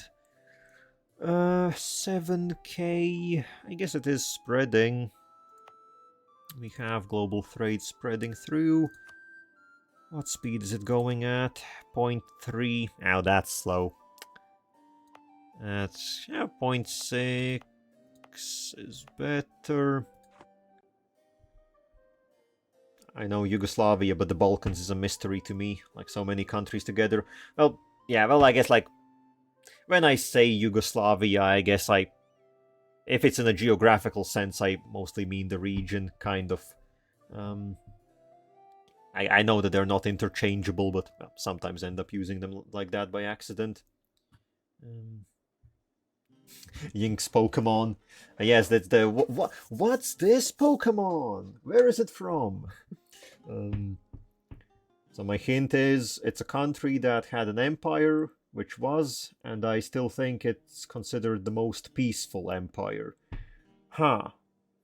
The most peaceful empire. I guess Switzerland, Sweden. Times with the guesses. Well, I guess Sweden would be one. It did have an empire, and it was decent as far as empires go, I would say. Otherwise, well, I'd say if you are British, then I would say that definitely doesn't add up as the most peaceful empire. But I would assume you don't mean it. The rest would be like... what? Spain? But Spain were dicks as well. Same goes for the... Well, I guess the Portuguese were a bit better. So were the French. I guess my guess would be narrowed down to France or Portugal. Andorra, does that count? Yes, the Empire of Andorra. It's the best one. Nope. Now, none of it. Well, I guess what does the Polish-Lithuanian Commonwealth count as an empire? I don't think it really did count as an empire, did it? But... what other empire? Netherlands? And again, the Netherlands weren't really an empire, they just had the East Indies. Well, goddamn, I think we're burning through all the options here at this point. The most peaceful. I have a feeling the peaceful might come down to subjectivity, but I guess what?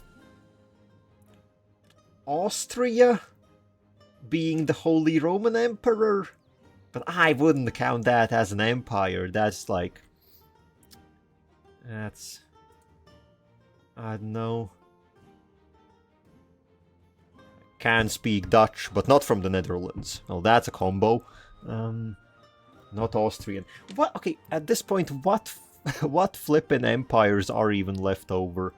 And yeah, meanwhile, I guess I'm leaving this running in the background as I do want to wait for the command to piece them out. I'm not gonna be the first one to make a move. No siree. So what? We dealt with Iberia. Britain is a no. France, basically none of the big countries. Did you just call the HRE Austrian? Well, no, like... the... Austria was in charge of the HRE, so... fuck. Obviously I meant it like that. So... maybe that could be a way to interpret it. Otherwise... what do we still have left? Were they? Well... for a few centuries, yes? I would say so, very much. No, I think you're gonna have to do some pulling to tell me that Austria wasn't in charge of the HRE for a good chunk of time. Obviously, well, not fully in charge, but decently in charge. Yeah. But I guess what else do we have left? Wasn't the HRE German? Well, the people German, yeah. Is this really an argument? The HRE emperors wherein, like, Austria was the de facto leader of the HRE for a long time, and then it was, well, obviously the territory was German. Doesn't mean that the leading people... well, okay, like, the princes were German, but, like, the head leadership, that's Austria. And, well, I guess later Prussia took over. Oh.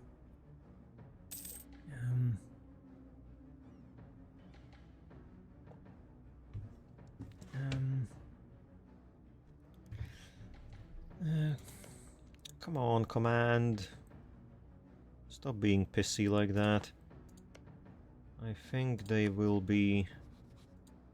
I have a feeling they're gonna wait for quite a while. But okay, I guess... So, not Austria. What do we have left? Italy? Potentially Italy. Though, I don't know, arguments can be made if the empire in question is all the way back meant to be the Roman Empire. Okay, not it. Okay, at this point, what is your definition of an empire? I have a feeling. Plus, okay, where's maps? I need to pull up a map. I'm pulling up a map of Europe. So Europe. So what options do we still have left?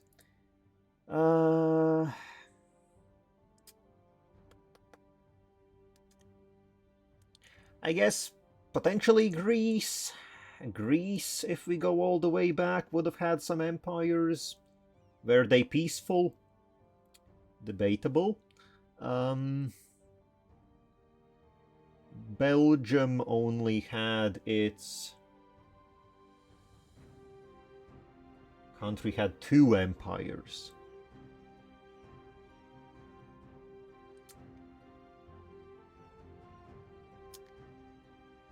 I'm pretty sure at this point we have... What's left? Romania?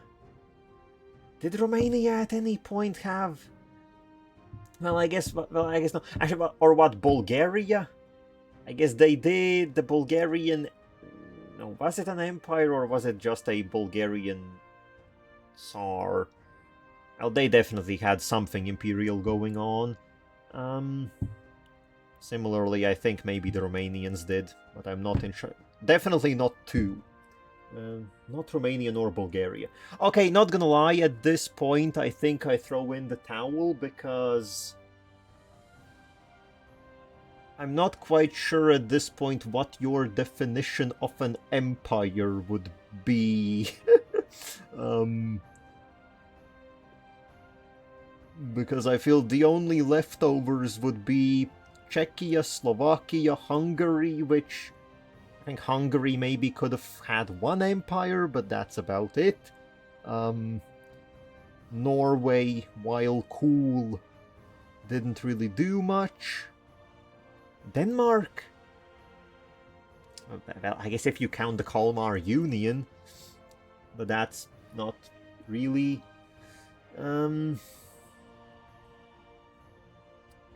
Yeah, I don't know. Yeah, I think enough thinking about that. We have game to do. So the Tigers have fully surrendered, and I guess I don't wanna...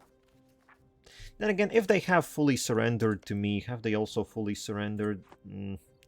Well, shit, I guess we just have to... Excuse me. I guess we just have to take what we can get. So... Christ, this is expensive. This is quite something. How much? Want me to solve it? Yeah, I think yeah. At this point, do just reveal it because I wanna see what loops we're jumping through here. Germany. I guess we sort of just automatically discounted Germany. I don't know why. I guess... And okay, true. Yeah, I guess I by default, so...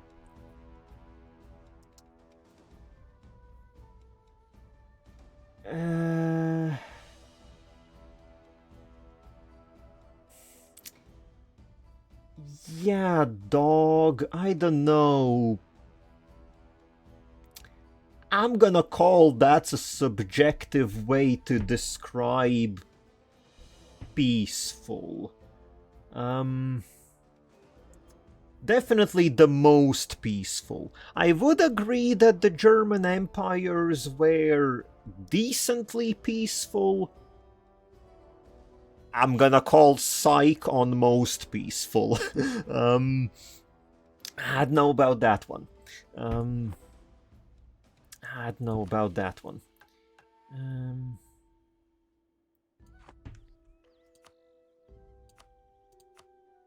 Jinji, well, okay. Listen, the peaceful thing was rather dedicated to the HRE. Well, yeah, then the HRE, I'm not really sure. Like, I don't know. I guess they're definitely, as I said, not bad. Not bad. As far as historical empires go, they weren't that conquest heavy, mostly just sat in Germany. Pretty chill. But I don't know. They did kind of crusade us. That's personal experience. We did have some Baltic crusades, so I don't know how we feel about that one.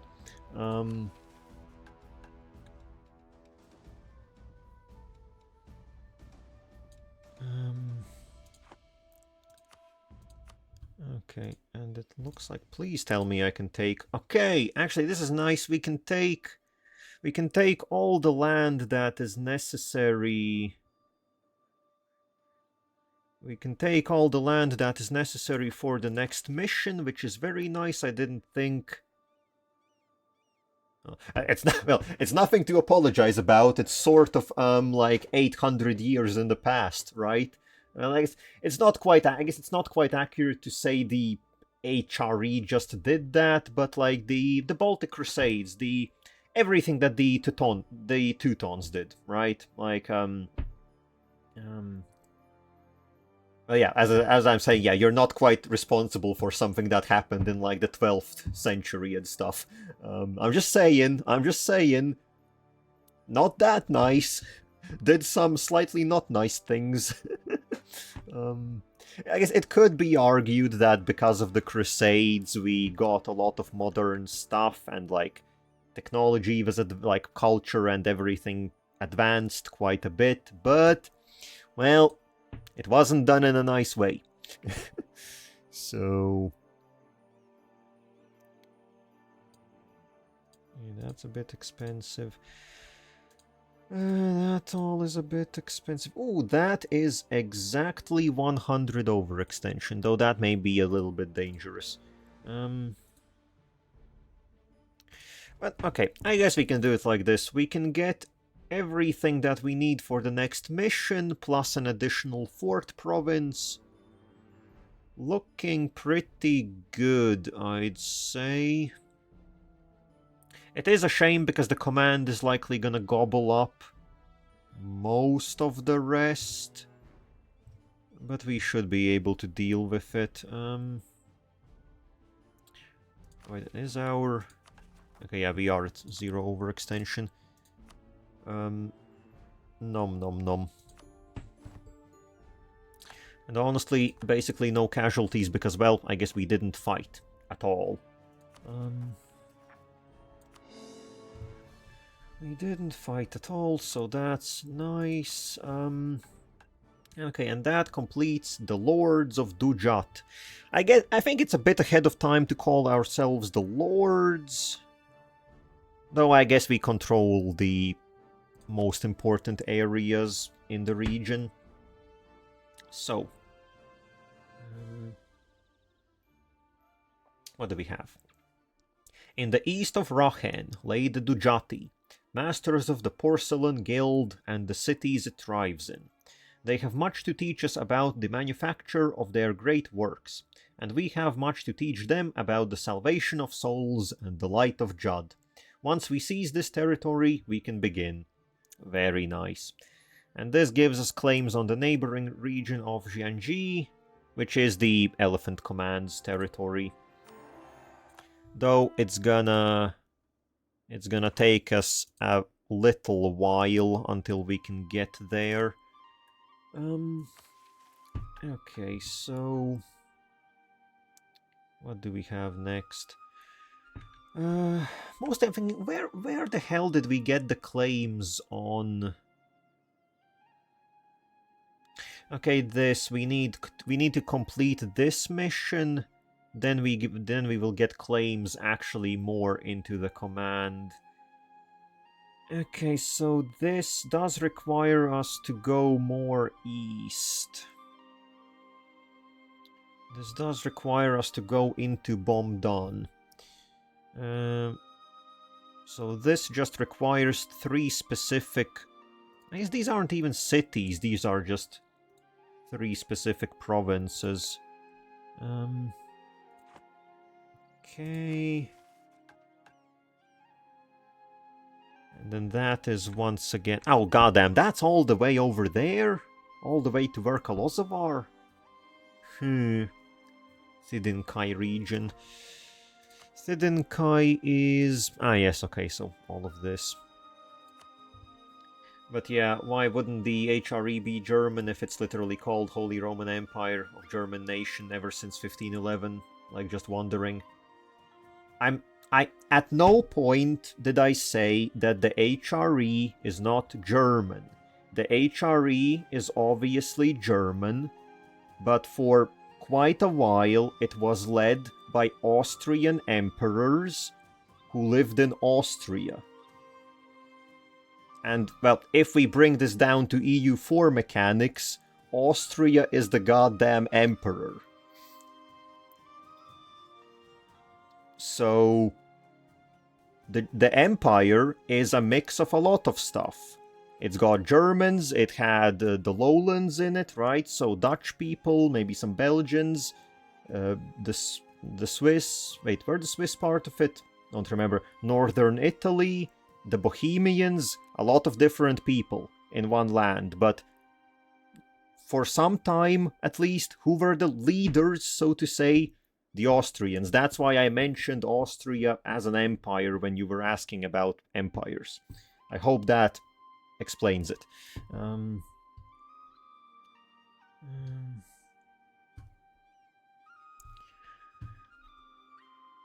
Okay, so... Oh yeah, that is the way that I also... Yeah, it's a bit of an anecdote, isn't it? Well, it's very much the same thing that... most bad things, like most of the big Russian leaders throughout the ages haven't actually been Russian. That's also sort of a bit of a joke. Like what? Stalin was from Caucasia. Lenin was what? German or Dutch? I think he was German, right? So like, yeah, the Russians have a similar problem.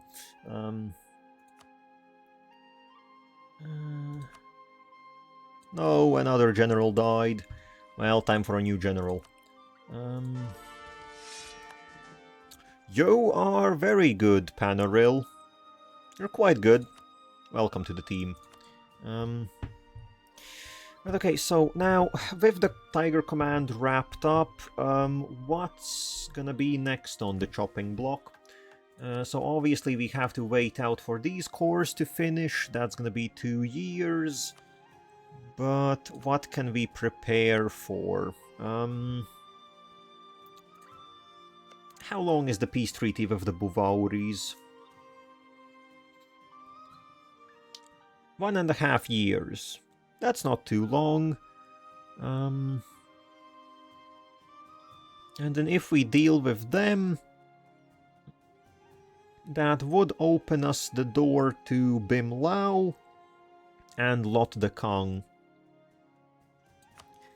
Actually, who is Lot de Kang? Oh. Lot de Kang does have some pretty decently sized allies. That's problematic. That is very much... Okay, that is actually very problematic. They have a lot of allies. This is a... Oh no, wait. Oh no, Prukakin are only these ones. They're not Arav Quelin.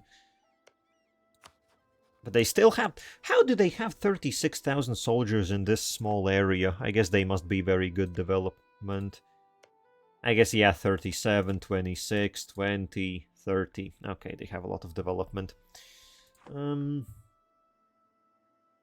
So, her.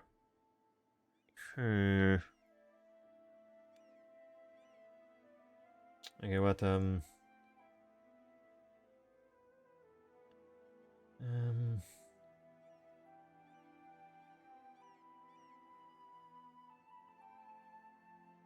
yeah, well, yeah. World War One is World War One is definitely a funny situation, if it can be said like that. Like, yeah, just an entire mess, isn't it? Like all the alliances, everything springing into action. It was a bit of a situation, wasn't it? That's putting it lightly. Who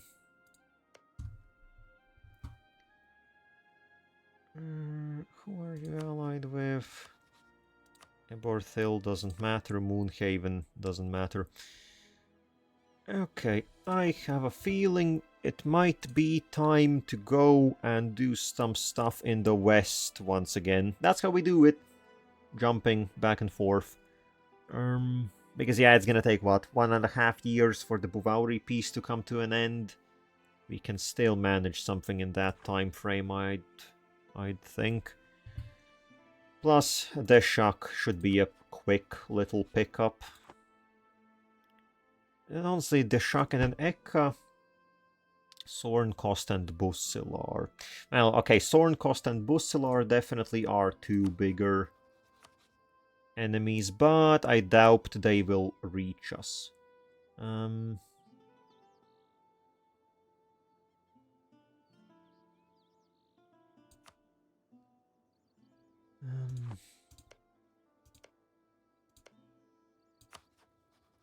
Oh, damn, Ekka has 60k soldiers. Not something we can't manage, but I did not expect them to be doing quite so well. I think I've always seen Ekka just crash and burn and not really manage much. So I guess cool to see that they are doing something. So, military movement time once again. Where is our big siege man? Siege man? Well, siege woman, actually. Start moving on over. And how many troops are we gonna need here? Honestly, one extra army should do it. I feel like one extra army should do it. Which we might as well just pick up this one, which is already local. And what the hell do the rest... What do we do with the rest of you? Drill? We could actually drill a bit. Could do some drills, I guess, replenish artillery a bit. Honestly, you need another cavalry. You need 3 more artillery. I know my opinions are very unpopular with most people, especially with Austrians. Well, I would assume that that would piss off some... I don't know. I think it's a conversation I'm not really keen on getting in on. Let's put it like that. It's always a problematic one, isn't it? Well, politics to begin with. I might make a snide remark from time to time, but I think I stay content with that much.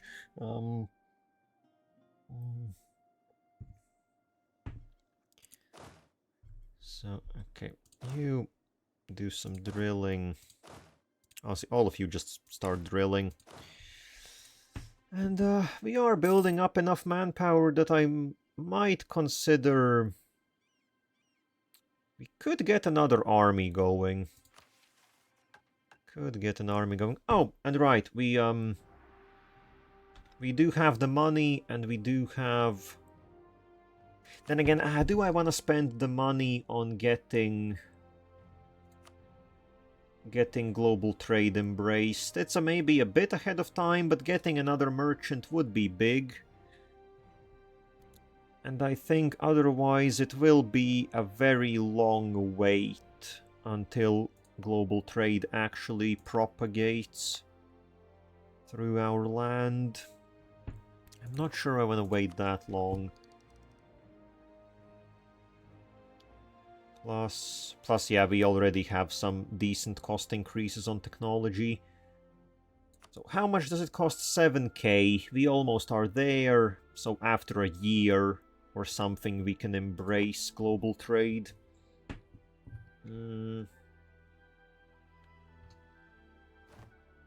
Anyway, something else for change of pace. How was your day? I guess nothing special really.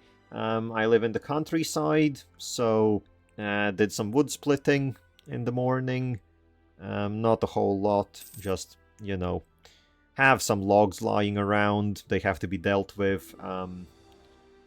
Need to get firewood for the winter, so just slowly chipping away.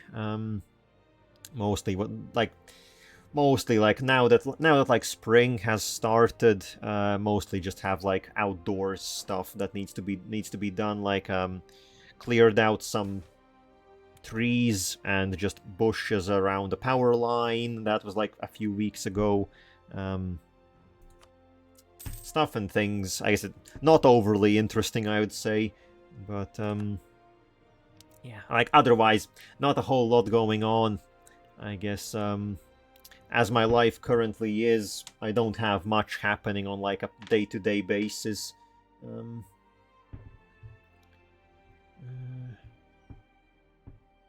Mostly just do some stuff outside, play some games, stream some games, read a book maybe once in a while. Stuff like that. Which I guess isn't bad. Though, well, I do yearn for some change, but God knows when that change will come. And also, well, we have time for a new debate. Time for a new debate in the exemplary. So what do we have going on? Anything interesting? Do we have anything interesting? We are maxed out on stability, so the war effort once again isn't super necessary. Ooh, cheaper construction cost and 10% goods produced could definitely be something. Alternatively, we get less army tradition decay and some military power. Honestly, army tradition decay has been problematic. At least we have lost the plus 2%. But... oh no, I guess the goods produced does just sound better. Plus cheaper construction cost also sounds enticing. Finance, canal maintenance. Sure, we're gonna do that one. And I'm currently reading a book about how Prussia rose and fell. And I guess when I say that I read books from time to time, I guess I haven't read any proper serious books in quite a while. If anything, the books I mean are more just weeb shit, light novels, the like. That's the books that I mostly read these days. Nothing like, I don't know, proper, if we put it like that. Oh, same. Well, okay. Well, I guess then we're on the same page. Would you look at that? And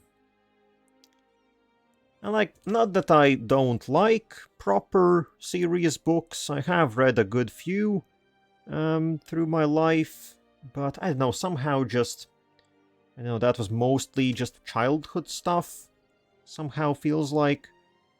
And now whenever I pick out something for myself, I don't know, mostly just go for the simpler stuff.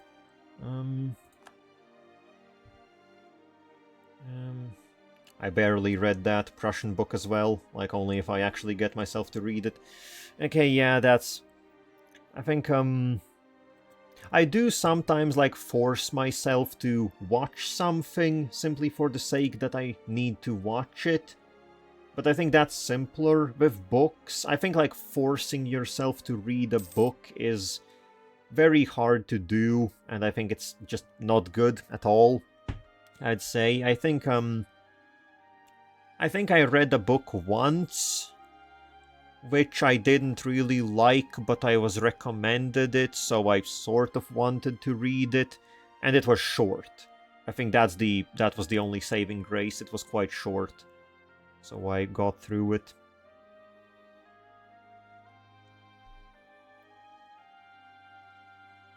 I just want a clear view on Prussia, you know, not glorify it, nor make it look like a demon nation. Yeah, I guess, well, with Prussia, I guess, I don't know, is it hard to fall into, like, viewing Prussia as, like, a demon nation? I don't think Prussia is anywhere really viewed negatively, is it? I think it's mostly a quite decent country, historically speaking, right? Also, not really a forcing, more just like a, I just watched something on YouTube. Oh, okay, yeah, I guess it's, just getting yourself in the right mood to read something or watch something. I do struggle with that sometimes, though sometimes I'm just like, hey, let's watch like a serious movie. Though then again, a movie is just a movie. One and done sort of deal.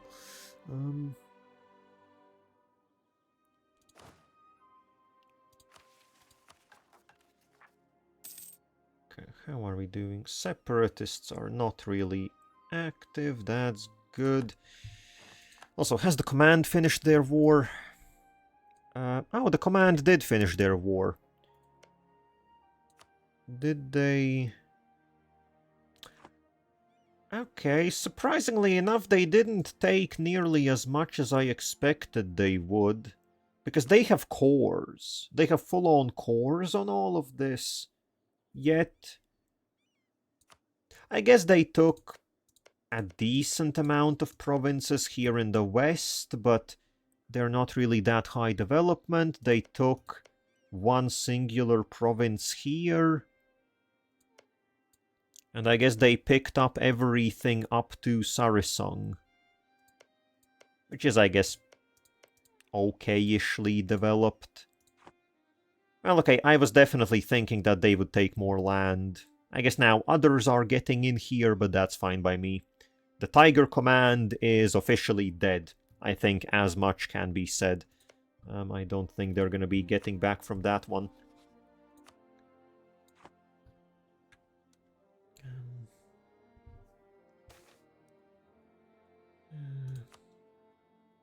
I also just thought it would be like that because the author says in this book we will discuss Prussia, not biased, more factual. So basically saying most authors who mostly write about Prussia either demify it or glorify it. And this guy is from an English-speaking country. Can apparently describe it without bias. Well, I think... I guess, I don't know. Like, if you saw... I guess I would say seeing the author say that the book is unbiased maybe would be a bit of a... like, can you say that? I think mostly, like, the readers would have to say if something is not biased, but... and I know, like, what would be the other option? Like, a German? Well, I feel like a German would be more likely to be biased one way or another, right? I think maybe if it's an English-speaking country, then I would argue maybe they have the biggest potential to be basically just someone from the sidelines. But I don't know. A lot of that stuff does also just come down to reading several sources, right? Not just relying on one.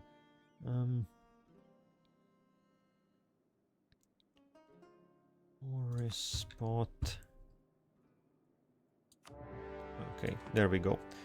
Finally, a bit of war. Okay, you boys keep drilling. I didn't tell you to stop drilling. Keep at it.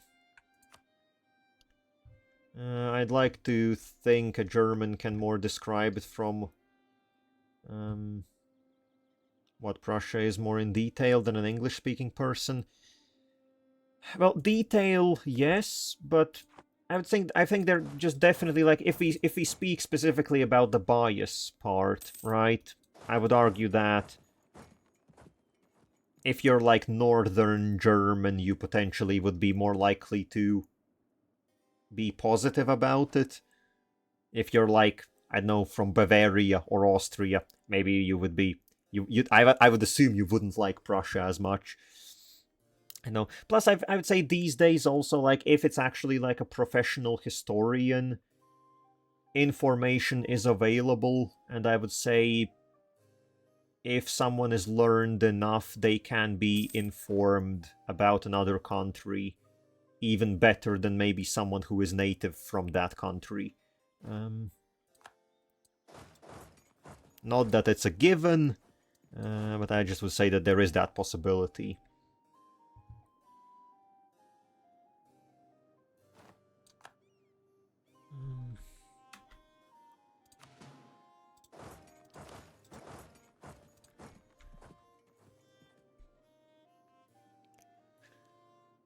Okay, so, how are things looking? So I guess we go up until 8,000 gold in the treasury. Now, peasants, why here? You peasants, what are you doing here? This is no place for peasantry. What's your problem? Okay, I guess we have to get one of these armies over. Who is... Well, actually, all of you are good. Sure, you, stop drilling, deal with those peasants. The author of the book I'm reading is an Australian historian. Well, at least I can now safely say he might know what he's talking about. Well, yeah, I guess, it's... like, I don't know, obviously I would agree that, like, a native person, like, has that, like, they just have the native knowledge, right? But yeah, I think, like, just especially these days, so much information freely available. That, yeah. I would assume someone...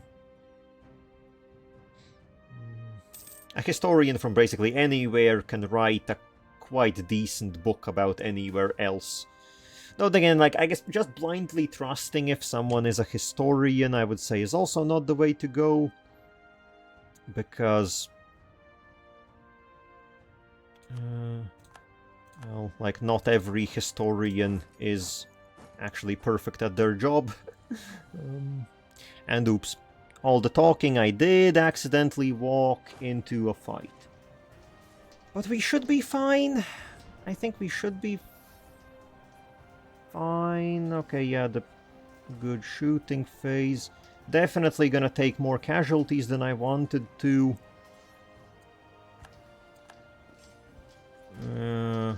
But we have the manpower. Not the end of the world. What was that? 9,000? Yeah, we can deal with that. We can deal with those losses. But honestly, I just bought the book to get a better look on a different perspective of a nation that was Germany once. Besides, this was pretty much the only book about Prussia in the store, so yeah. Well, yeah, like, it's obviously always just learning something new, right? Just taking a look at something new, something interesting. Acquiring some new knowledge. Good old knowledge.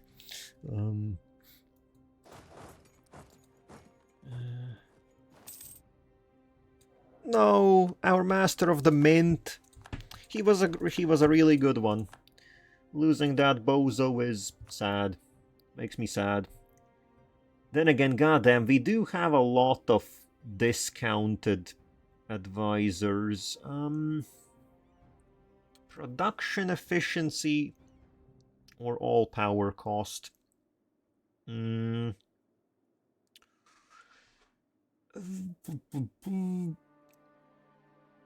actually, maybe the all power cost. Then again, no, he can't be promoted. You come back, Vina, and I might promote you once we get our institutions done.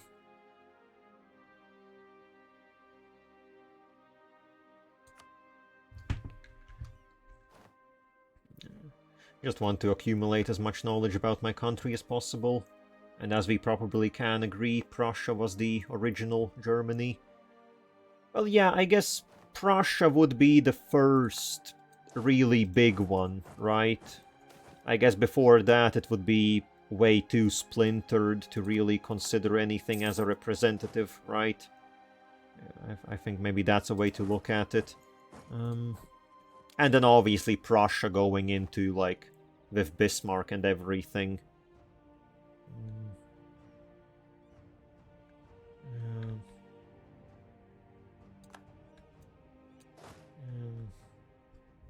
Oh yeah, well, yeah, just basically like, everything before would have been either tribes or very much splintered during the HRE.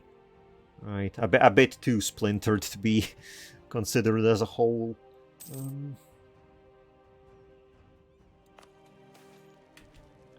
Oh, you... split off, like, one infantry. Those peasants, don't you give me autonomy. You're not meant to be autonomous.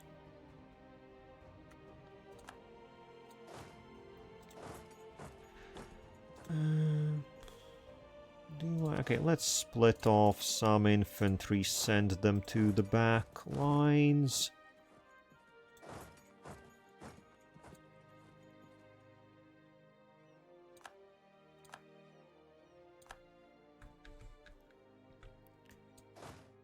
Okay, you guys can unify again. I honestly don't know why it's like a 50-50 with Bismarck's reputation with Germans. Some hate him, some love him. Why not be both? Like, acknowledge his both bad and good decisions. Well, you see, because that is modern society and the internet. As you may know, in modern society, and especially on the internet, you are not allowed to have middling opinions. You have to pick either of the extremes. That is the only way anything is allowed to happen.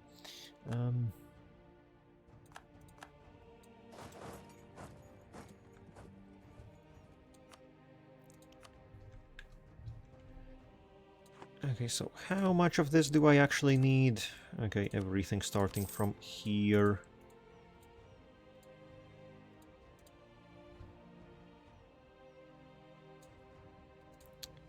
Oh, this is quite expensive. We won't be able to pick up as much. Okay, sure, I guess we can just nibble. Take a nibble.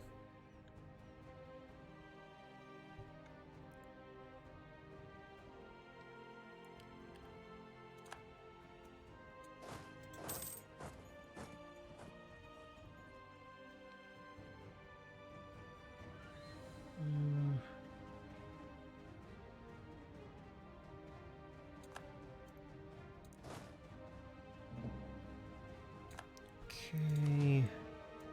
Now, how quickly will you get there? 17th, 19th. That's good enough for me.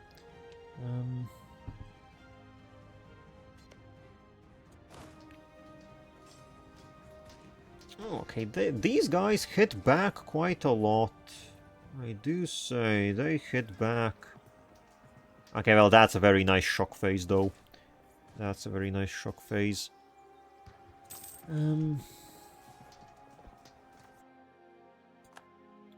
Didn't quite wipe him out, though.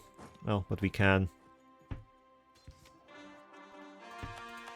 Oh, and nice, the previous cores have just about finished, which means we can piece them out, most likely. Oh yeah, I guess I should Actually, I should break some alliances, shouldn't I? Instead of just taking land, breaking it. Yeah, especially with Eberthil. Let's see, maybe both of them. Okay, so let's see, if we don't take any of that land, instead you annul your treaties.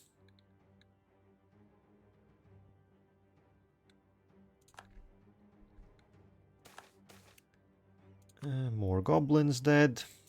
Free conversion. Very cool. What's this? Strong military leadership. Ow, either we lose 20 army tradition or we lose stability. Well, not gonna lie, I do value my army tradition, especially now that it's a bit harder to maintain. So actually, yeah, we need all of them. Meritocracy. Meritocracy it is. Especially considering that lately we haven't struggled that much with stability. So I think it's fine to lose some here or there.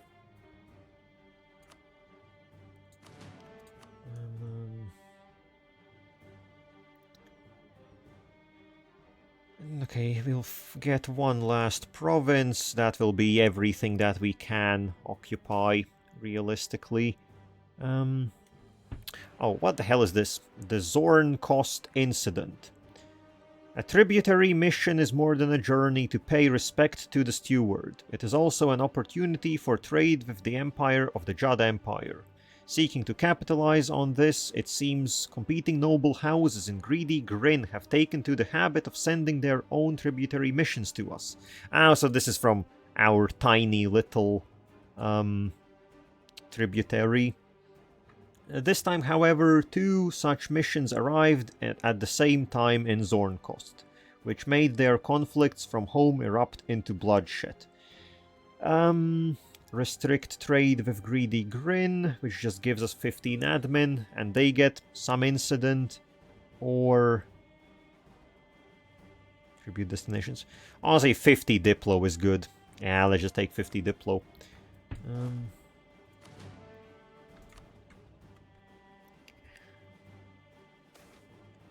A Spirit Decor. Ooh, a moderate tolerance increase for trolls. Welcome in, you bozos. You big lads. And 3 army professionalism. Very cool. So, now, how much can we pick up?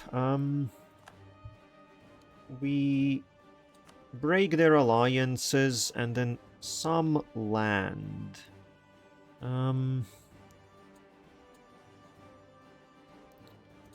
Okay, we can't quite pick that up.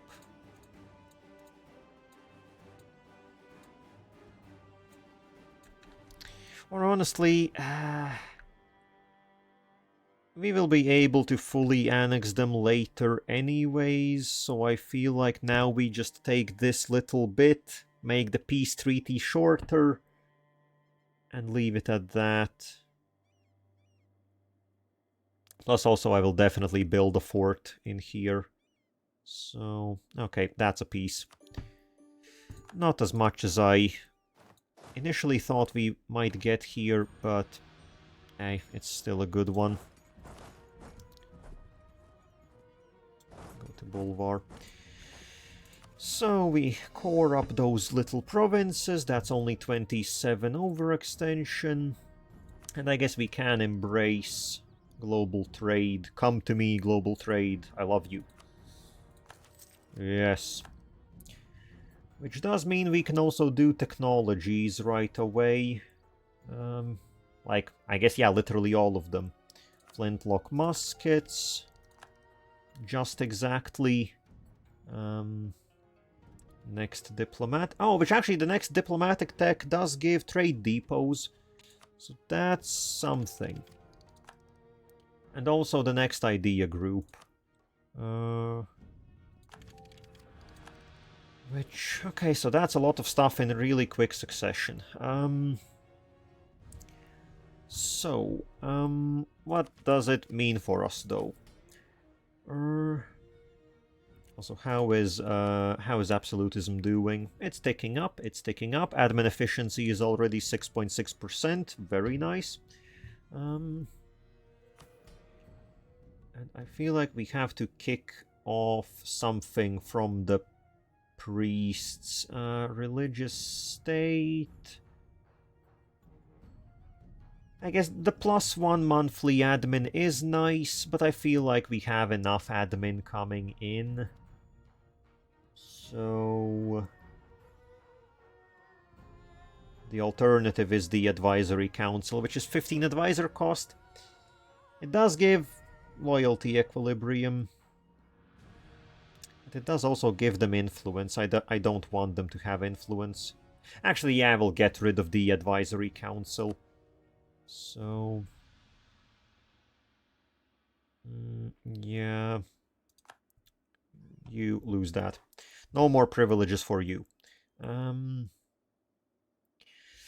and then idea groups. So, problem is I haven't really considered what we would pick for the next idea group. It has been quite a while and we had everything locked in ahead of time.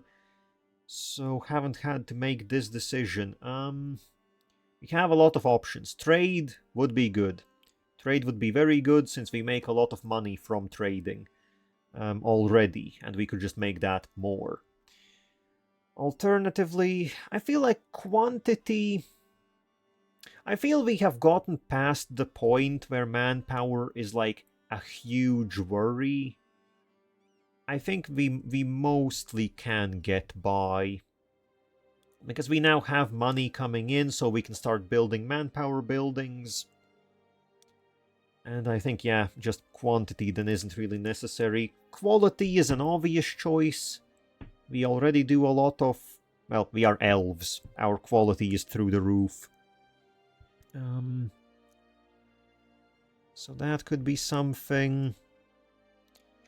But I guess what do we have on the other side as far as like admin goes?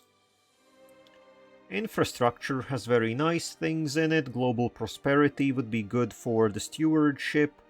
Dev cost, more movement speed. We are already quite quick. I guess what are the policies? Artillery levels available versus forts, +2. That's decent. I also am considering tolerance ideas, because I think if we get tolerance ideas going, then we basically won't have any rebel issues. But maybe we are also just past the point of worrying about rebels. And then again, aristocratic ideas gives +10 production efficiency. There is also innovative. Innovativeness gain, just tech cost. Free policies is good, more advisor cost. I think currently the biggest problem is figuring out what would really be good for the, like, further future. I guess the policies in innovative are really good. Modern siege weapons giving siege ability and leader siege is huge. Production efficiency 20% is huge. And then plus if we pick up quality ideas, we can also get, where was it? 15% infantry combat ability. I guess then almost the choice would be start with innovative or with quality and pick up both at some point.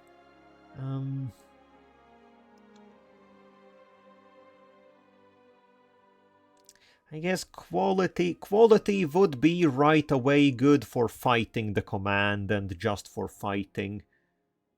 So mayhaps. Oh, then again, what? Maybe I have to consider policies, because if we get quality first, we don't really get any good policies right away. Meanwhile, innovative If we get it right now, we instantly get modern siege weapons and combination act. So, okay, innovative. I choose, I think you. Yeah, sure. Something like that. Okay, and now we have another merchant. What can we do with this merchant? So currently we are collecting in Rachen. The Denbasana trade node is one directional, so that is already all going where we want it to go.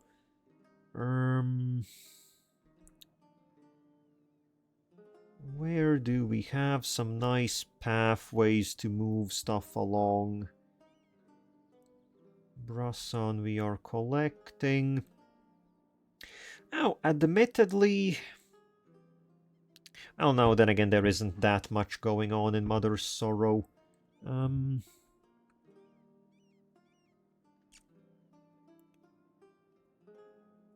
Middle Dvarvar. I guess we could put them in. Put them in the... Then again, we are okay, we collect in the Eastern Salahat. Yeah, this is a bit funky, especially with us moving capitals. I think it has a tendency to cause some problems. I guess maybe we could move things out of the Middle Dvarovar. We do have 20% trade power in there. And if we move it out... Or alternatively, we can just collect. We could potentially just collect in Bahar. We already have 20% here. I think, yeah, maybe we just collect.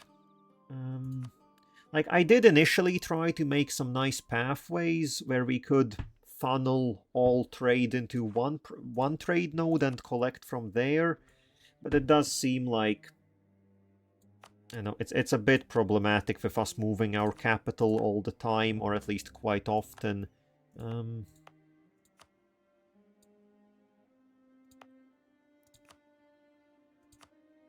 also time to remove some edicts. Don't need any more institution spread. At least not for a while. A bare minimum. Oh, yeah, we have to get naked, because that's what the cat want. Well, 30 prestige is a little price to pay for 8 hedonism. Oh, this will actually cap us out. This will actually cap us out on hedonism. So what does that give us at the end? 3 possible advisors, 2 diplomatic reputation, 5 admin efficiency, and 25% monarch lifespan. Which is all good. But I think we have to spend it, because it is, after all, meant to be a spendable currency. Okay,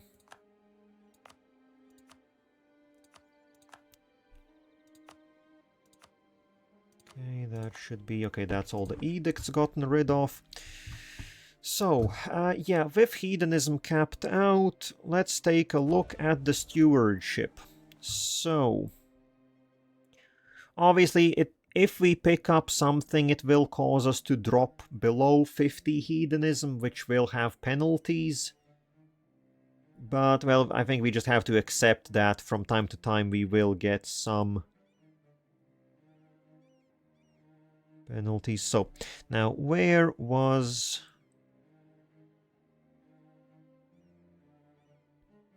No... So this will be... Oh, so they drop... Oh, okay, no, it's not as bad as I thought. So this would be the first one that I wanted to pick up, which is Mend the Broken, which gives us 15% manpower recovery speed, and I guess the Mother's Sorrow is less likely to revolt. But, okay, so it would consume 50 hedonism, so actually we do not get penalties, we just drop down to... I guess the base point, but we need 80 mandate. We need 80 mandate, otherwise we can't do anything. Okay, so I guess it's a bit sad that we have the hedonism but not the mandate yet, but again, having the hedonism is... Actually, we could do a decree. Now that I think about it, we could do a decree, definitely. There were some good ones in here. So which ones did I think about? Decree of Conquest is very good, just less separatism and war exhaustion. And then... Honestly, reducing estate influence is also decent. That's not quite it. Innovativeness gain is, I guess, 8. Local construction time, cost.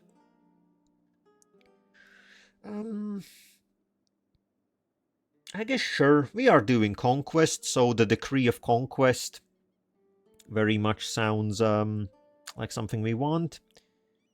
The Ketarch values our prosperous rule and wishes to see a larger buffer created between the Sorrow and the world beyond. They are willing to assist us in the integration of new lands to accomplish this goal. Yeah, sure. Or I guess, or alternatively, we take less influence for all our estates, which could be good, so that we slowly get more crown land. No, let's just do the conquest. That's a simpler one. So 10 hedonism, a buff for 10 years. Yep. Okay. And now I guess, okay, we are coming up to 5 o'clock, so I guess soon enough gonna have to wrap up, but again, we can at least find who's gonna be our next target. And okay, yeah, by the looks of it, Banjibang has expanded a bit, Lot de Kang has expanded a bit, which actually, they neighbor us now. That's not a smart move, you guys. You don't want to neighbor us.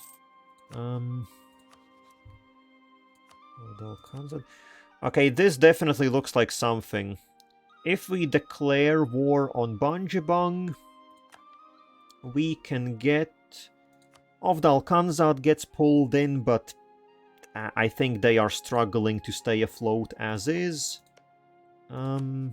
Okay, they have some military, but they're not doing well. So then Fangbang, which is a singular city, which I think we can even co-belligerate. And that would be an easy job. That just pulls in another tiny country, doesn't matter. And it pulls in Lot de Kang, which is perfect, because if it pulls them in, we can beat them up, break their alliances, and white piece them out. Primarily, we just need to break their alliance with Mo Huang. Okay, that is definitely a plan. We have our plan for the next session. And it's a good one. I would say it's a good one. So get the armies moving again. Okay. Out of interest, how is the Great Powers looking? So we are very stably in first place. With double the development of the next one, which is the Lake Federation, good old Lake Federation. Then we have the command, surprisingly. Okay, I feel like they have developed quite a bit, must be. Ooh, Reyes. Okay, the Lizard Men. They are... Well, they do have a substantial empire, so it's not too surprising that they're up here. Gawed, Sirenvar, Tarakar, and Busilar making up the bottom. Ah, interesting. I guess Busilar does have a tendency to develop quite a bit. So their peninsula does end up quite well. Plus they have a lot of colonies. Good for them. Also, how long was the peace with... Okay, the peace with Ovdal Tungr is until 25. So I think that should give us enough time to do this fight in the east, and then we go back and fight the dwarves once again. That should be how it goes.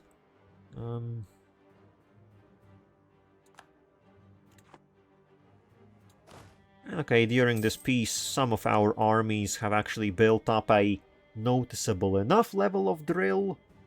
60% is actually okay. And okay, and our army professionalism is also getting places. I think the big breaking point is gonna be 50%, because once we get 50% professionalism... I guess that is for the Desert Phoenix, which is not quite as relevant anymore. That would have been better sooner. I think that's the only mission that requires army professionalism right now. Or I think period. I don't remember if there are any other ones.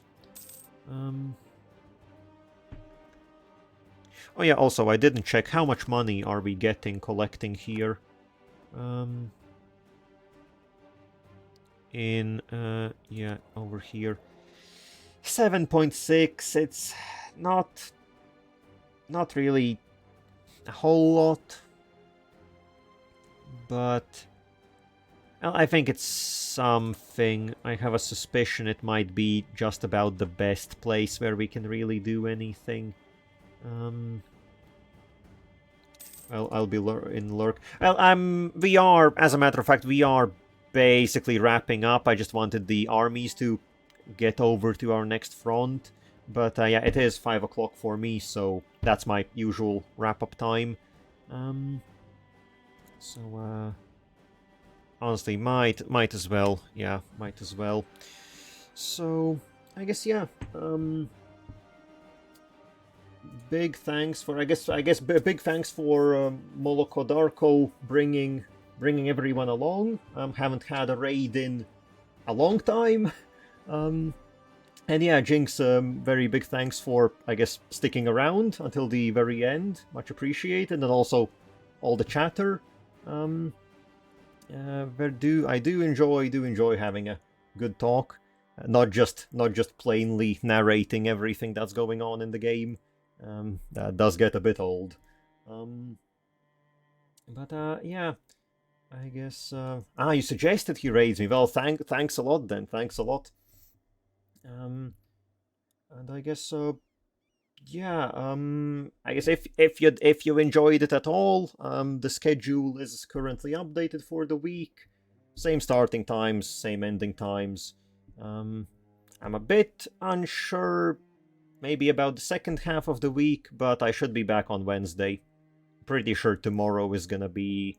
Tomorrow I'm doing stuff, so yeah, Wednesday should be the next one.